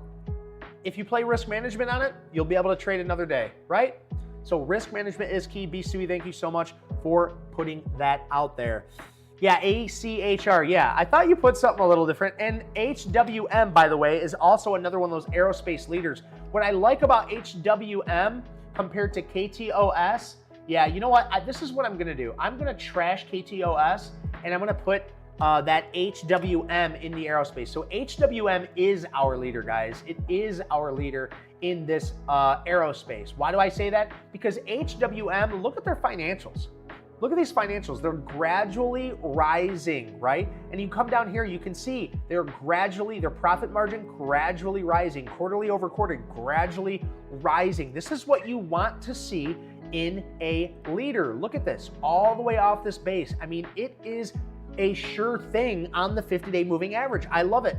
Now, right now might not be the best time to buy because it is extended from the moving average that it holds so well. And me just looking at it and saying that, well, if we look at the RSI, the relative strength index, you can see every time we get up to the 70 area in the RSI, we pull back. And look, we're there again. Okay, so we're probably gonna pull back, find another area off that 50 support, and then bounce higher. That's just a thought. My thoughts, not yours. But yes, thank you very much, B. Stewie, once again for coming through. If you're looking for a leader in the aerospace, you need to keep an eye on HWM. A lot of things are gonna follow this. So I would not be surprised if Jobby pulls back, it's because HWM is gonna pull back, okay?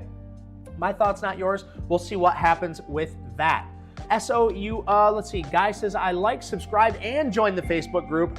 Bam, baby. You are one step ahead of many, many others out there. So SOUN, Soundhound. We've been trading Soundhound for quite some time now. And if you guys look at this beautiful expansion and then contraction, this is what I liked about Soundhound. I mean, we could always pull it all the way back to here, but I thought this was just a lot cleaner. You can see we have a base here. This chart already sets this out for you. And if you guys want to know how to set up your chart like this so you can get the same patterns and everything, we have in our trading school, there's a way to set up your account. And of course, if you want to use my link tree, you can go ahead and download this thing for absolutely free. We actually have on here in the trading view, I'll put my link tree out there so you guys, oh boy, I'll put the link tree out here. You just click on trading view and you'll get a prompt to pull this up. It's absolutely free, guys. You can download this for free. Of course, if you want to upgrade your plan, you can upgrade your plan. I get a little kickback from it, and you know, we all like making a little bit of money. So if you're going to spend money,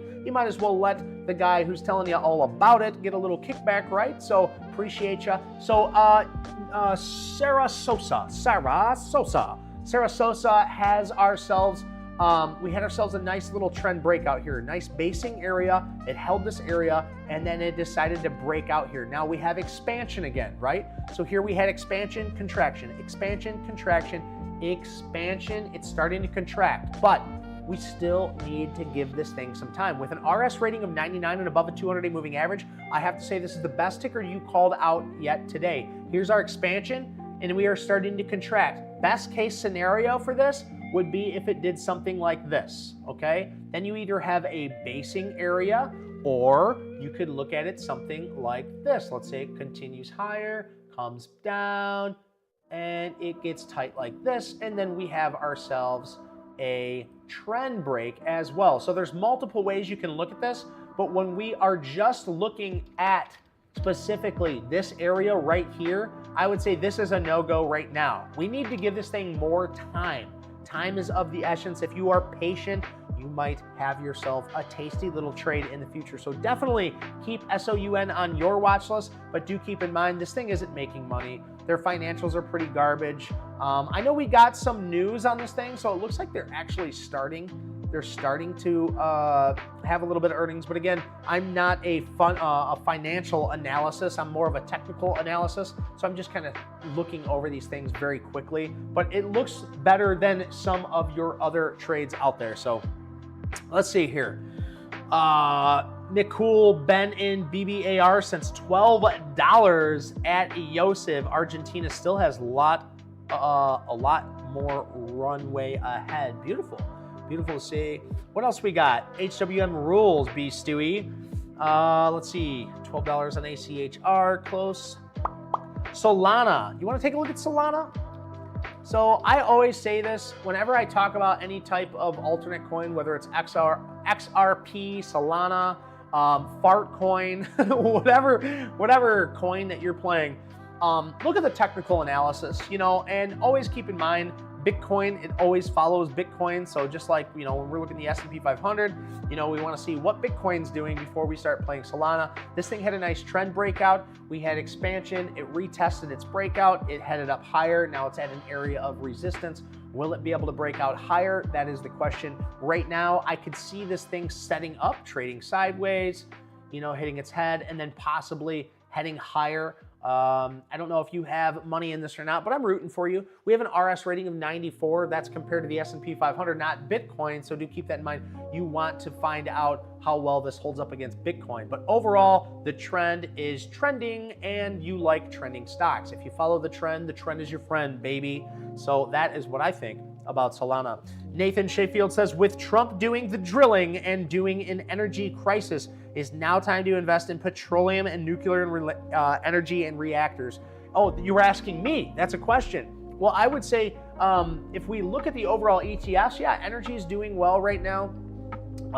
Nuclear is doing well right now. But the question is, are you going to be able to get in properly? If you just decide that you're doing a long-term investment, I would look at an ETF. You know, I would look at a long-term ETF. Look at XLE. You know, if you're thinking energy, well, look at XLE. What do you think right now? Right now, we're at an area of resistance. This 93.56 on energy, it's an area of resistance. And last time I looked at this, I'm expecting it to pull back. But if it creates a new higher low here and shows me that the bulls are in control, then yes, we might have a clear-cut eye on energy. Now, if you're looking at something like, let me just bring up the sector ETF. Let's say we're looking at something like NLR, which is your uranium and nuclear ETF. You can see it's also up here in an area of resistance. So if you're asking me whether we should or we shouldn't, the first thing I would do is look at this ETF specifically that follows uranium and follows nuclear. And I would say, well, we have a base here. We have a new higher low on the basing areas at this 80. What we want to do is keep a very close eye on this resistance area at 97.71. Best case scenario would be we fall back, create a new higher low and show that the bulls are in control and play a breakout on your favorite stock. Whether that favorite stock is NNE or SMR or maybe one of your uranium stocks or ETFs, or even the ETF itself, NLR. There's different ways of playing this, but yes, I could see that being a very plausible explanation as to why you would want to look into those stocks.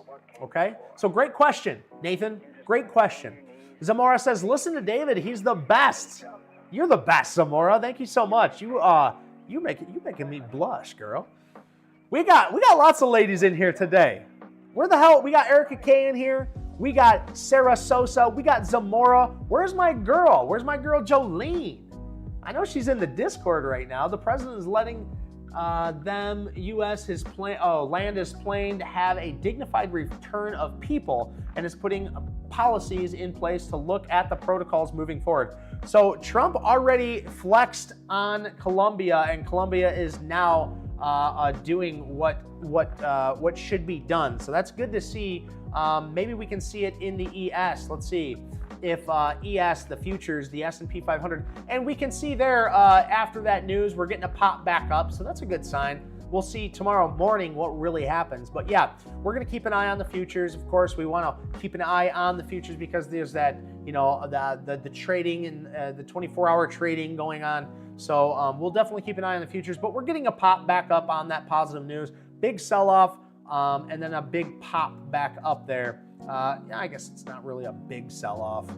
We're still holding key areas of support, and we're above all moving averages. Yeah, but anyway, we're popping back up, so things are looking nice. Things are looking nice. So that's my thoughts on NLR. Let's continue.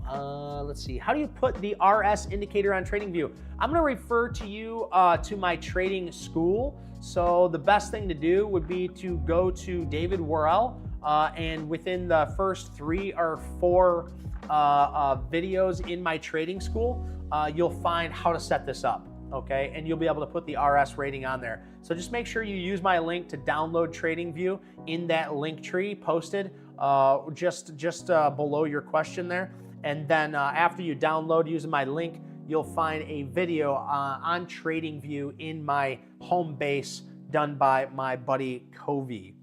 Let's see. BBAI, yeah. So we played this years ago. BBAI when we first had the AI interested, and it looks like we got a 98 RS rating. It looks a little choppy up here, but it is creating those new higher lows. Okay, I don't see a play on it just yet. Almost looking more like a head and shoulders, where here's your shoulder, here's your head, here's your shoulder. So be careful with that because this is one of those things where if it can't get above this high, this could actually come right back down.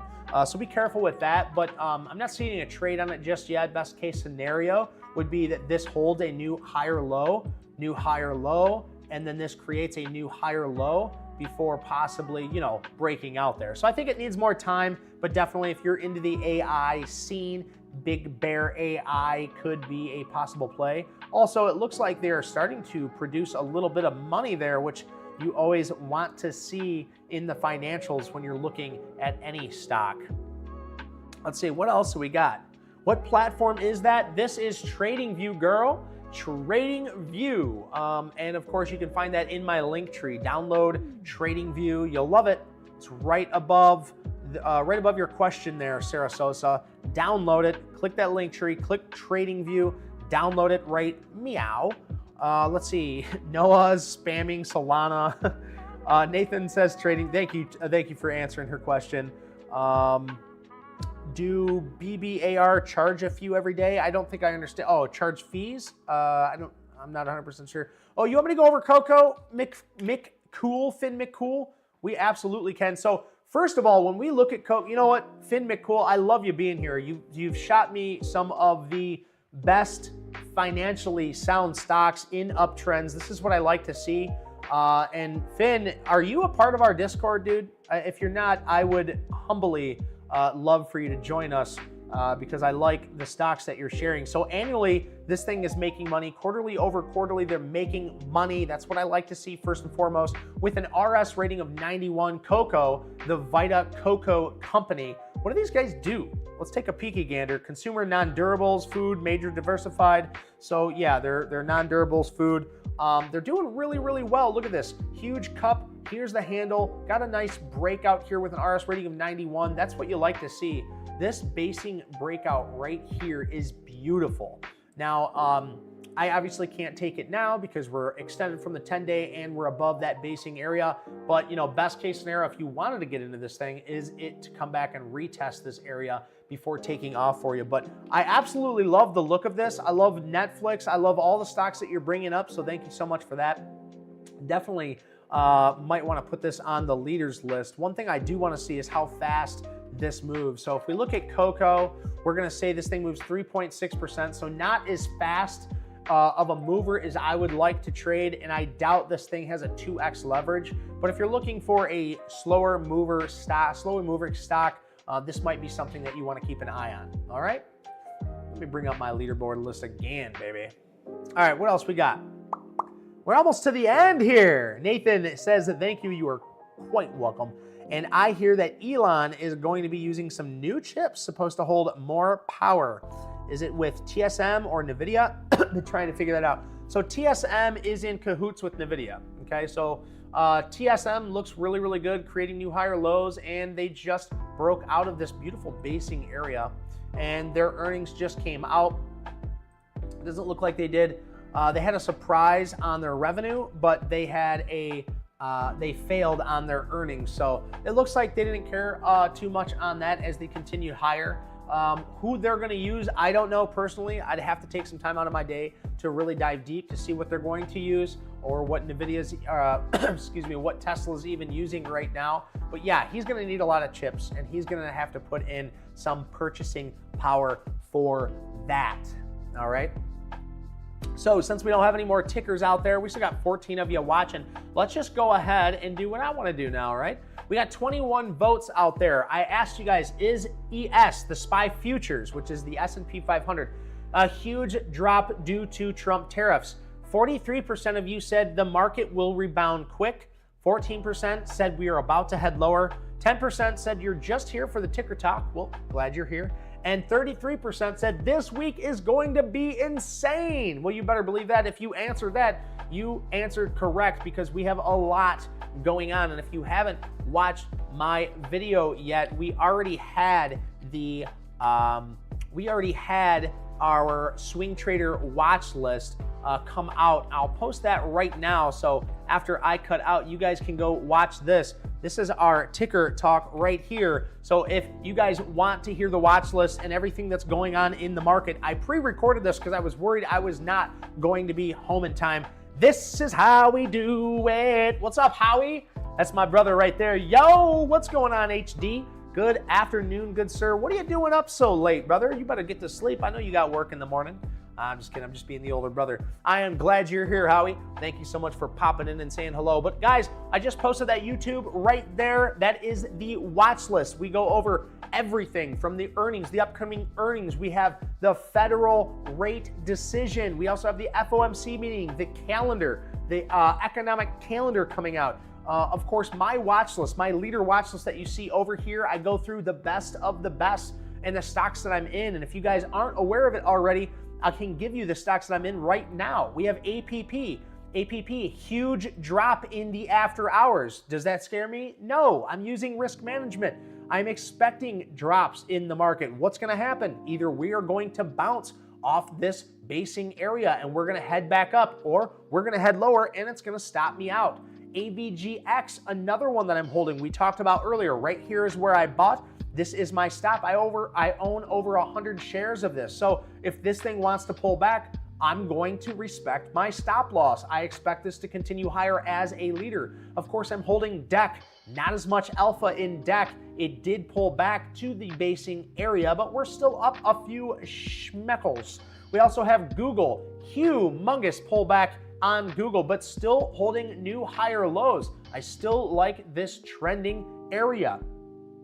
Let's go ahead and look at RDDT. Now this I don't like to see. RDDT is breaking down. We're actually down a few schmeckles on RDDT, about 84 bucks, so nothing too crazy. But if we break this bottom basing area, I will be out. I want to continue to see new higher lows put in for RDDT. And of course, we're holding VOO, V-O-O. I've been buying this up as we pulled back, and I know HD, I know you, sir, are still in VOO and VTI, as we have gotten you buying the past 3 years, and you are up quite a bit of money. VOO, if you guys don't remember, when we broke the 21 and the 50-day moving average, I started buying VOO up, and we are still up a beautiful amount of $231 just by buying some shares of this, right? Just buying it up as the market heads lower. I buy it up from here and there. I start carving in some of my capital while I sit on my hands and wait for better market conditions. And sure enough, we got those better market conditions as we melted up higher and faster. So that's what I like to see. That's what I like to watch. Zamora with the cool shades on. Yeah, girl. Nathan says, I appreciate you. I appreciate you, sir. B. Stewie says, APP, you know me. Dude, don't even get me in trouble, man. Noah, or No E Sosa says, what about Carvana? CVNA. Let's take a little peeky gander. You know, I was just telling the wife, I remember when back in the day, there was a time, and actually what reminded me was listening to Ariel on the Investors, the interview on Investors Underground. I put that out in the chat, and I tell you what, you know, there was a point in time when if there was a stock and they submitted bankruptcy, the stock would skyrocket. It was so weird. It was bad news was good news for any company. It was like if the bad news came out, the stock would skyrocket. It was so funny, and it was a weird time to be in because you just couldn't trust anything. And that's kind of, you know, where a lot of my criteria comes from. I don't believe anything I hear, only half of what I see. Right? Nothing of what I hear and only half of what I see. You guys heard Sell the News event. You guys heard, you know, all the different talks where, you know, I've seen things happen and then news basically come out with anything to contribute to what happened. You know, if the stock squeezed, they'll say, this price target just went higher. It's because of this over here and it's completely unrelated. News usually comes out after. I feel like a lot of the times, and of course, news you'll have catalysts from news, don't get me wrong. But I feel like a lot of times these analysts, these news, these reporters, they're fishing for anything to give a reason why something went up, okay? So back to the story at hand, CVNA, constant uptrend here. Of course, this company looks like it is starting to make back some of that money where for a while there, they were not. They were losing money. Well, they're starting to get some of that net margin back annually and quarterly, but it is not nearly what it used to be. So CVNA right now with an RS rating of 98, it continues higher. We are still on an uptrend. So the uptrend used to, well, look at, you guys can see it right here, right meow. Beautiful uptrend, still holding that uptrend. It got a little bit away from that uptrend, but you can see we are still on this uptrend. Every time it comes down, it holds. With an RS rating of 98, we got another bounce here. We're gonna see what happens here, right? The thing is if you were gonna take this trade, this tasty little trade, this would have been the area to take it.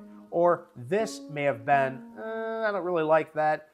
You could have taken it somewhere in this area, okay? But earnings was right around the corner. Now, when I look at this, I don't see any type of trade on this. You know, best case scenario is that we keep running into this area of resistance and start to get tight. We have expansion, but we don't have any contraction yet. So we're waiting on that. Let's see. So that's my thoughts on Carvana. I still think we need more time on this. There's no trade for me on Carvana. I know you're happy about it because Howie, you had an Acorn account where I think at the time when we talked, I think you had maybe $100 or $200 in there. And we were talking about VOO, and at that time, I think VOO, actually, let me look at my other account here.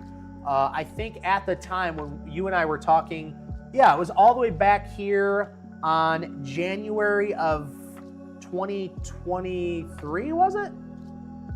Yeah, January 2023. So we started talking about it in 2022, and I was telling you that we were in a bear market, and how if you would take that money and start investing it rather than leaving it in an Acorn account, that you are going to continually make money, but you have to promise me that you weren't going to take this money out. If you guys see these green arrows down here, this is when I started investing with my brother into the VOO. And I remember he didn't really have that much money to buy VOO, so we were looking at VTI, was it? Yeah, right here. So same time area, 2022, and we were buying this up, and I kept telling him, you gotta buy more, you gotta buy more. And he's like, I can't, you know, I'm getting a raise soon, I'm gonna do this, I'm gonna do that. And he continued to buy. Anytime that he could, he would text me, and I was very, very proud of my brother, got him to invest, and now he is up some beautiful money. He hasn't touched it, he keeps adding to it, he's investing for his future, and he's doing it on his own, and I'm so stinking proud of you. Yeah, it was VTI. Yeah, and that was back in 2022. Now look, we're in 2025, dude, you know, and you just keep adding to it, and you keep making money, you know? I wish every time that I called you, you were just like, oh, you know what? I don't need this gun safe. I don't need to buy another gun. Because guess what? If you were to put that money in there, you'd be able to buy 2 of those guns now. You know what I mean? Anyway, I'm not gonna throw that. You still gotta, you gotta do what you gotta do. You're still young. But yeah, if I could go back, man, that's why I made that video. If I could go back to 16 years old when I was making money, I would stick it all in VOO. Every single dime of it, guys. Every single dime of it in the VOO, because long-term investing usually beats your swing trading anyway, okay? And until you get your head wrapped around how to swing trade, I highly suggest everybody has a long-term investing account, a very long-term investing account, something you don't ever touch, because it's hard to beat the S&P 500, 6 to 11% year over year without doing anything, no speculation, no nothing. And then when you start to speculate, you're gonna lose money in the beginning. You're going to, and it takes time. But once you get it down, roughly 5-6 years, then you start making money. You can relax, you can speculate, you can enjoy your time. It's still hard, but long-term account, so awesome. Absolutely love what you're doing. Let's see, Wells Fargo, I can't remember, is that WF? Wells Fargo. Oh, WFC, okay. Yeah, so WFC, yeah, so this is another in the banking. They just had earnings recently, if I remember correctly, yeah. And let's see, what was their earnings? Let's take a little peeky gander here. So they had a surprise on their earnings, but they their revenue, they lost a little bit of money on. We scroll down, you can see they're just kind of trading sideways on their revenue. They're not really beating, they're not really pulling back, they're just making a little bit of money. But you can see right here, we have this cup, and now we have this handle starting to form. So I like Wells Fargo on a possible, you know, break of the $78 area. But just remember, Goldman Sachs is your leader here. Goldman Sachs has been leading XLF for quite some time. What's XLF? Well, that's the sector. And that sector is also forming that cup and handle. So WFC, excuse me. WFC is forming that same XLF cup and handle. I would say WFC is actually looking a lot cleaner here. So if this is something that you want to keep in your watch list, definitely do so. Just keep in mind when you're playing these stocks, WFC, they're a little bit slower of a mover. I'm sorry, yeah, Wells Fargo. It's a little bit slower. This thing's only moving 1.8%, okay? Only 1.8%, it's pretty slow. If you're looking at a Goldman Sachs, that's 2.1%. So they're all pretty slow. They're all pretty slow, but you know, WFC is setting up, if you don't mind, a slower mover and leaving your capital in longer. You know, you're not gonna make millions making this trade, but you know, if you like it, I like it. If you like it, I like it. Let's see, VRNA, you know, I haven't seen that in a while. Howie says, I just set it and forget it, like a rotisserie chicken, baby. The longer you leave it, the drier it gets. But yeah, baby, set it and forget it. That's the way to watch the account grow. Absolutely love seeing that. B. Suey says, VRNA, let's take a peeky gander. So I haven't looked at VRNA in a long time. Wow, look at this, health technology pharmaceutical. VRNA, now I've played VRNA, we've watched VRNA, we've had some basing and some trend breakouts on VRNA. Look at these new higher lows, this thing's beautiful. This thing's beautiful, absolutely beautiful. It doesn't look like, ooh, excuse me. It's 10:44 here, guys. It doesn't look like they're making much money here, you know, actually at all. So it's pretty interesting to see these guys constantly go higher. We got some news. Verona Pharmacy price target raised to $60 per share from 42. European equities trade in the U.S. and market support receipts trade Thursday. So yeah, they even got a target price rise. You know, I don't know what they're working on or what's going on here. Just you got to be careful with these pharmaceuticals and these biotechs, because one FDA, decline, this thing could really just pull right on back. Now, it is a bigger stock. The average volume is 1.24 million. The market cap is 4.5 billion. So it's a bigger stock. It's a bigger stock. It's in a beautiful uptrend. It is a little extended from this 10-day moving average, but we'd want to see another basing area before we got into this. So we got this basing area, a breakout and a retest before it continued higher. You know, we have this basing area that I've already had marked out at the white line where it broke out. It came back and it retested. So we want to see this thing base out again before we take another trade. With an RS rating of 98 in the pharmaceuticals, you know, if you wanted to look at healthcare, that'd be XLV, I believe. Yeah, this is healthcare. And I told you guys about healthcare a long time ago. I gave you this big purple line. I said this was a danger zone, right? Or the supported area. And if we expected a bounce, that's where we should get it. And we might want to keep an eye on some stocks. Now, I identified HIMS as a leader in that area. And I took it off, I put it back on. Jolene pointed this out actually to me a while back when we had a nice little one-on-one Discord meeting. That was awesome. And you can see a nice trend break did form. We're above all moving averages, but VRNA, you know, it's one of those where we need more time for it to set up again. Because if you just buy at these all-time highs, you're going to expect a pullback. Like, look, it's been supported on this 21-day moving average for multiple days. So if you just buy in here blindly, not good, because, you know, you're going to have to let your risk be all the way down here at 48.50. You know, so you're looking at like a $7.50 risk for what? For you to wait for another $7.50 higher. You know, you're playing with fire. You're playing with fire right here in the middle. Okay, so if you think VRNA is a strong stock, I would give it time for another setup. At least let it bounce off this 21-day moving average again before you look into this. Let's see. Sarah Sosa says, my VU average is 382. Wish I would have gotten more, but I buy in the dips and drip my diva. I love it. Absolutely love it, Sarah Sosa. That's some of the best ways to do it. And, you know, even while you're speculating, some of the best things to do is just to kind of continually buy dollar cost average into VOO.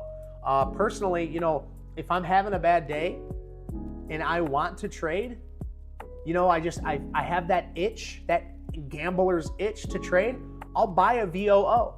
You know, that's what I'll do, even if it's at all-time highs, because I know I'm not going to sell. And then I wait for it to come back down. But luckily, I haven't had that itch in years. Well, I shouldn't say years. I haven't had that itch in a long time. But when I look at this VOO, just these dips are a beautiful, beautiful time to buy. When it's scary, you know, that's the time to buy. And if we ever go back in a bear market like this, I'm going to continually buy the VOO. The further it goes down and the more my average can go down, the more I'm going to make it happen, because this brings you back 6 to 11% year over year on average. And if it's not bringing you it back, it will eventually, because look at this absolute melt up from the 2022 bear market.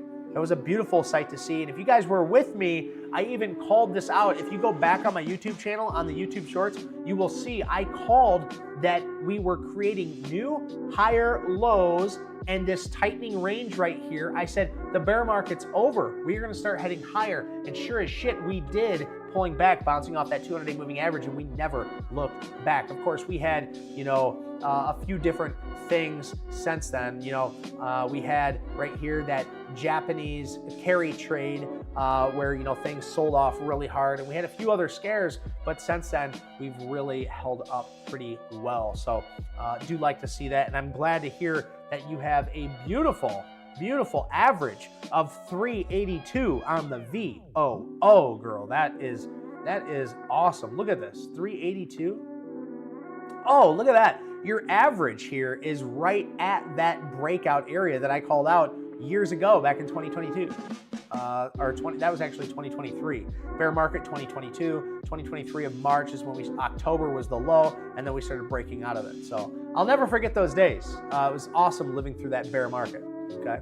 And just while I have a second to take a deep breath, please do me a favor, take a peeky gander at my screen, hit this like button, hit that subscribe button. I have this playing right now. We already got 44 views on this. We just released this at 6 o'clock, so it's looking really, really good. So make sure you guys hit the like and the subscribe button on this channel right here, right now. Do me that favor. Do it well, baby. I'd appreciate that very, very much if you would do that, and we'll keep on keeping on. So let's see what else we got. VRNA is, oh, it is on our scan. Okay, we do send a scan out to you guys every single Friday in the Discord, and then we all get back together and we talk about those scans, so make sure you do that. Dan has got a RRC in the chat. Let's take a peeky gander. So RRC, let's read about it. Energy, minerals, oil, and gas production. Look at this beautiful basing breakout right here. I'll just point this out for you guys. That looks really, really nice. Very keen to that. Breaking out above all moving averages. I think best case scenario, if you wanted to play something like this, it's got a cup. Maybe let this thing create a handle before breaking out. If it's already broken out, it would be hard for me to take this trade, but it does. Look, it's creating these new higher lows. Boom, right here, right here, right here. Bada bing, bada boom. You'll be making money soon. A nice trend up from these basing areas. But I would like to see this thing kind of pull back. Obviously, if we look at the RSI, not saying this is a know-all, but this RSI, which is the relative strength indicator, you can see we are on overbought conditions. So it getting back down here into its average and then bouncing off this area could be very, very plausible at this $97, $98 area. We're gonna see if it wants to do that, creating another new higher low, showing that the bulls are truly in control, and then it can head higher. So I like RRC if you're looking for an oil gas exploration stock. Oil gas production stock. This might be one to keep on your watch list. It's also showing that it does have earnings quarter over quarter and annually, so that's always a big plus. So I like RRC. I almost don't want to, I want to throw it on my leaderboard here. Maybe I'll just write this down so I can give it a better look in the near future. Always, always, always do your own due diligence. If you're gonna be spoon-fed or you're just asking me to give you tickers, it's not gonna work out. So I was just given a ticker, RRC. I have written it down. I'm gonna do further due diligence on it because I always wanna make sure I at least have a few stocks in every sector, so that way if we do start to see some breaking out and I can go back, I can find those stocks and then I can play them accordingly. Let's see. We got financials will be strong moving forward. V is strong and DPST is good. 3X ETF on regional banks. Use stop losses, folks. Never ride bareback in the markets. It's so true, Finn McCool. Finn McCool, please tell me you're a part of our Discord. Don't make me beg you, bruh. Join our Discord. Join it now. We need more people, like-minded people. We're trying to train traders how to trade. If you haven't seen this picture yet, Beef Stewie, the beefiest of stews, has created this. We are training traders to trade. I need to change this to a purple belt though. If Coach seen this right now, he'd probably kick my ass. Anyway, we're training traders how to trade, not to learn how to eat. We want you to learn how to cook so that way you can always eat. We also have TSSI, and yeah, Finn McCool, couldn't agree more. Use stop losses, folks. Never ride bareback in the market. TSSI is looking really good. This is what I like to see. These are the stocks that I want you guys to point out. Now, can you take a trade on TSSI tomorrow? Sure, if you want to lose money, right? I mean, it could continue higher, but we want to wait.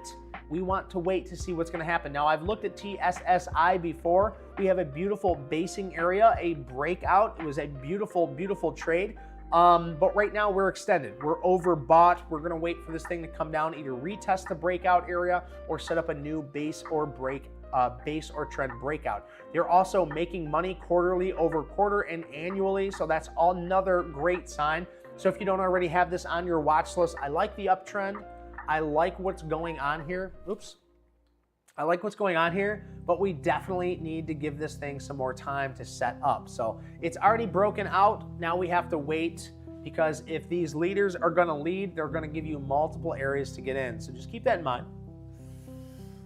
All right, always do your homework. Absolutely. David, research Gush ETF for oil tickers. Yeah, actually, I remember Gush because I've watched Kristen Kulamagi play Gush quite often, but right now, yeah, okay. I like that. We're on a downtrend here on Gush, which is the S&P Oil and Gas Exploration. This is a 2x bull share ETF on this. So if you're looking for an oil and gas exploration, you could focus on this because it'll give you the 2x leverage. This is going to move a little faster than some of your other ones. So if we look up Gush, this thing moves 3.5%. So if you're looking at like an XOM, you're going to notice that XOM moves 1.8%. So if you want to play XOM, you could use Gush, which is going to move a little faster. Obviously, they're very, very similar, but this one's going to give you a 2x leverage. It's going to move twice as fast as XOM. So GUSH is a 2x leverage for your XOM.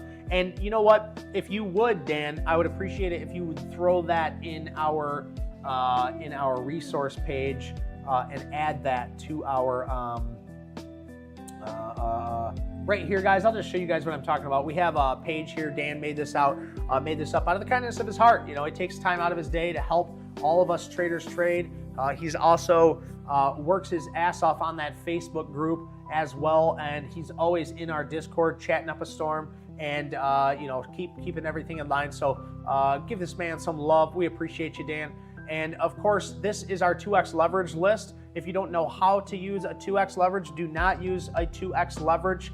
This is how us swing traders, our momentum traders, we're taking small accounts. If you have a small account, you can take these and make money, but you have to know when the momentum's over. So if you don't know my criteria, do not use 2x leverage. You will get hurt with 2x leverage if you don't know how to trade them. But that is in our resource page in our Discord, or you can just take a screenshot of this right now, so that way you have it. You know, if you want to play MSTR, you can use MSTU. If you want to play Netflix, I found NFXL and NFLU are a bit slower. They're not very fast.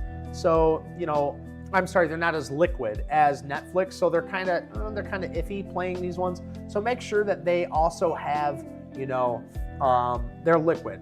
You know, you can actually play these without getting stuck in them, okay? Make sure that they're liquid. I personally, when I'm playing Tesla, I use TSLL. I really do like TSLL. It's definitely a great ticker to use. So if you're looking at Tesla, you know, you can see instead of spending $406 on Tesla, you can come over to TSLL, find the 2x leverage, and only pay $27.09 for this. Okay, so that's just something that you can think about. Now, of course, do keep in mind Tesla has earnings, I believe, on Wednesday or Thursday. So let's see. It's Nathan Sheffield says it's always smart to use the day's low for your stop loss ? I've been trying to figure out how to do a stop sell. So that's a really good question. The correct answer was it's whatever pertains to your trade and how you trade. Okay. So yes, sometimes that's right for me, but you know, if let's say you're trading something like this, right? You know, right here, you know, you can see the 50-day moving average is being held, but we want to look at Tesla, not the 2x leverage. Okay, so I'm trying to find something that we can use for an example. Okay, here we go. Let's say you're looking at CLBT, okay? If you're looking at CLBT, would you want to use this stop as your loss the previous day at 23.31? Or, you know, what's going to give you a better stop loss? Well, if we look at this stock, you can see multiple times this stock has shown support on the 21-day moving average. Okay, so 1, 2, you know, it's been supported all through here. It's been supported all through here. It's been supported, never broke down here. So that 21-day moving average has shown very, very strong for this. So if I'm going to get into this, why would I want to risk this this previous day's low? It makes more sense for me to risk maybe this uptrend and the 21-day moving average. That would make more sense to me personally. Okay. So really, it's first of all, what makes sense to you? And for me, a lot of the times, if I'm playing a base breakout, let's say like GEV here, we get a big push up and it breaks out this high. There's two areas that we could use. Sure, previous day's low, right here, 330, or this basing bottom, the all-time low, 317. That depends on how you like to trade. Me personally, after a huge push up, this big area of expansion, I would want to get in and use this previous day's low right here at 328. And you guys can see here, it worked out because it broke out higher. It came back down. It retested. We still had plenty of room. It didn't scare me out of the trade, and we continue higher to make money. Okay? Now that's just one thought. That's just one way of doing it. There's many, many other ways of doing it. Good night, Dan Bob. Thank you so much. Appreciate you, brother. No E says PL. Also, B. Stewie says never catch a falling knife unless it's going to land on your foot. Right? Right? All right. PL. Ticker PL. Okay, we're there. We're there. So PL looks good. Obviously, this is a basing breakout, so I'm glad that you're starting to identify more trades that I like to take. It looks like we are out of the stage 1 and we're entering a stage 2 here. It created a nice basing pattern right here, or a cup. Maybe this will form a handle with an RS rating of 98%. This is a good stock to take a peeky gander at. So I appreciate you bringing this up. There obviously is no trade up here. We're in no man's land. It could head straight up. It could come back down. Maybe it trades sideways, but regardless, there is no trade on this. The trade for me was right here. If I would have taken this trade at 466, 470 on this basing breakout area, you could have used previous day's low at 444 or same day's low at 427 to hold on to the stock. But right now, it's in no man's land. It's almost in overbought territory like you've seen back here before it pulled back down. So I think this needs more time. But yes, these are better looking stocks. I do like these. This is technology packaged software. If you're looking at technology and packaged software, you can look at Hack, which is your cybersecurity ETF. I like Hack. It's creating new higher lows. It's at a new all-time high just recently, and it's got a good RS rating compared to the S&P 500. So that's what I like to see. Oh, Howie's going to bed too. You guys are all going to sleep on me. All right, guys. I think I'm gonna go to bed too, guys. I appreciate everybody being here. I hope you guys learned a little bit from this. Absolutely love all the support. I know we had a football game going on. Let's see. It looks like the football game's over. Buffalo Bills 29, Kansas City Chiefs 32. So the Kansas City Chiefs are going to take home the conference championship. So congratulations to the Kansas City Chiefs. I hope everybody is happy with those results, because guess what? They don't care. They're done. And guess what? The market doesn't care either. It's going to do whatever the hell it wants to tomorrow. We're going to end this on a good night. But before we go, I just want to see where ES is at. It looks like we popped back up just a little bit, but we're going to see what happens in the morning. A big pullback like this with the tariffs. We're going to see how it's affected tomorrow morning. And if you guys don't know already, I love to say my goodbyes. So stay in the chat. If you at any time said anything in the chat, I'll say my goodbyes. So love you guys. Take care. We'll see you soon.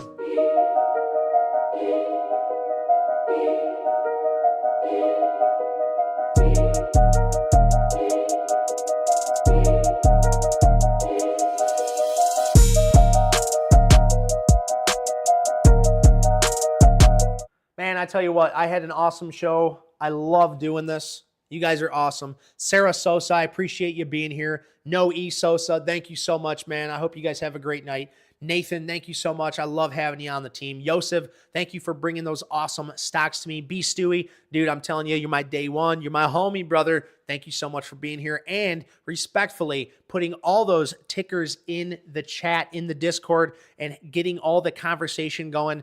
Absolutely love you, brother. Thank you so much. Jimmy Bright, good night. I hope you have an awesome one. Jimmy Bright, I appreciate you watching both videos coming out today. We've got 2.5 hours of content came out today. Jimmy Bright's seen every single minute of it. Thank you so much. Good night, Dan, Bob. Let's see. Howie, thank you so much for stopping in, little bro. I appreciate you supporting the channel. Let's see. Zamora. Thank you so much, sweetheart. Do appreciate your time. Finn McCool, love your analysis. I love you bringing those amazing stocks to me so I can look at. It's a breath of fresh air, man, when you got awesome stocks getting thrown in the chat. Guy, my guy, thank you so much for stopping in, brother, and asking all the right questions. Let's see. Oh, Erica K. If you guys don't remember, Erica K is doing a cartwheel holding up Netflix right now, and she'll be there all night holding Netflix up for us. Let's see. You don't want to miss anybody. Who else we got? Oh, Ash, thank you so much for stopping in, brother. I do appreciate your time. Hope you have a great night and an awesome week. Trank Kiyu, I see the thumbs up in there. I see you guys shooting lots of love my way. I'm going to shoot it right on back. Thank you guys so much for all of that. Jabir Abdullah Khan, thank you so much for stopping in and saying hello. Erica K, already said goodbye. Carl Burr, thank you so much. And I think that is everybody. If I missed you, let me know, and we will make sure to call you out next time.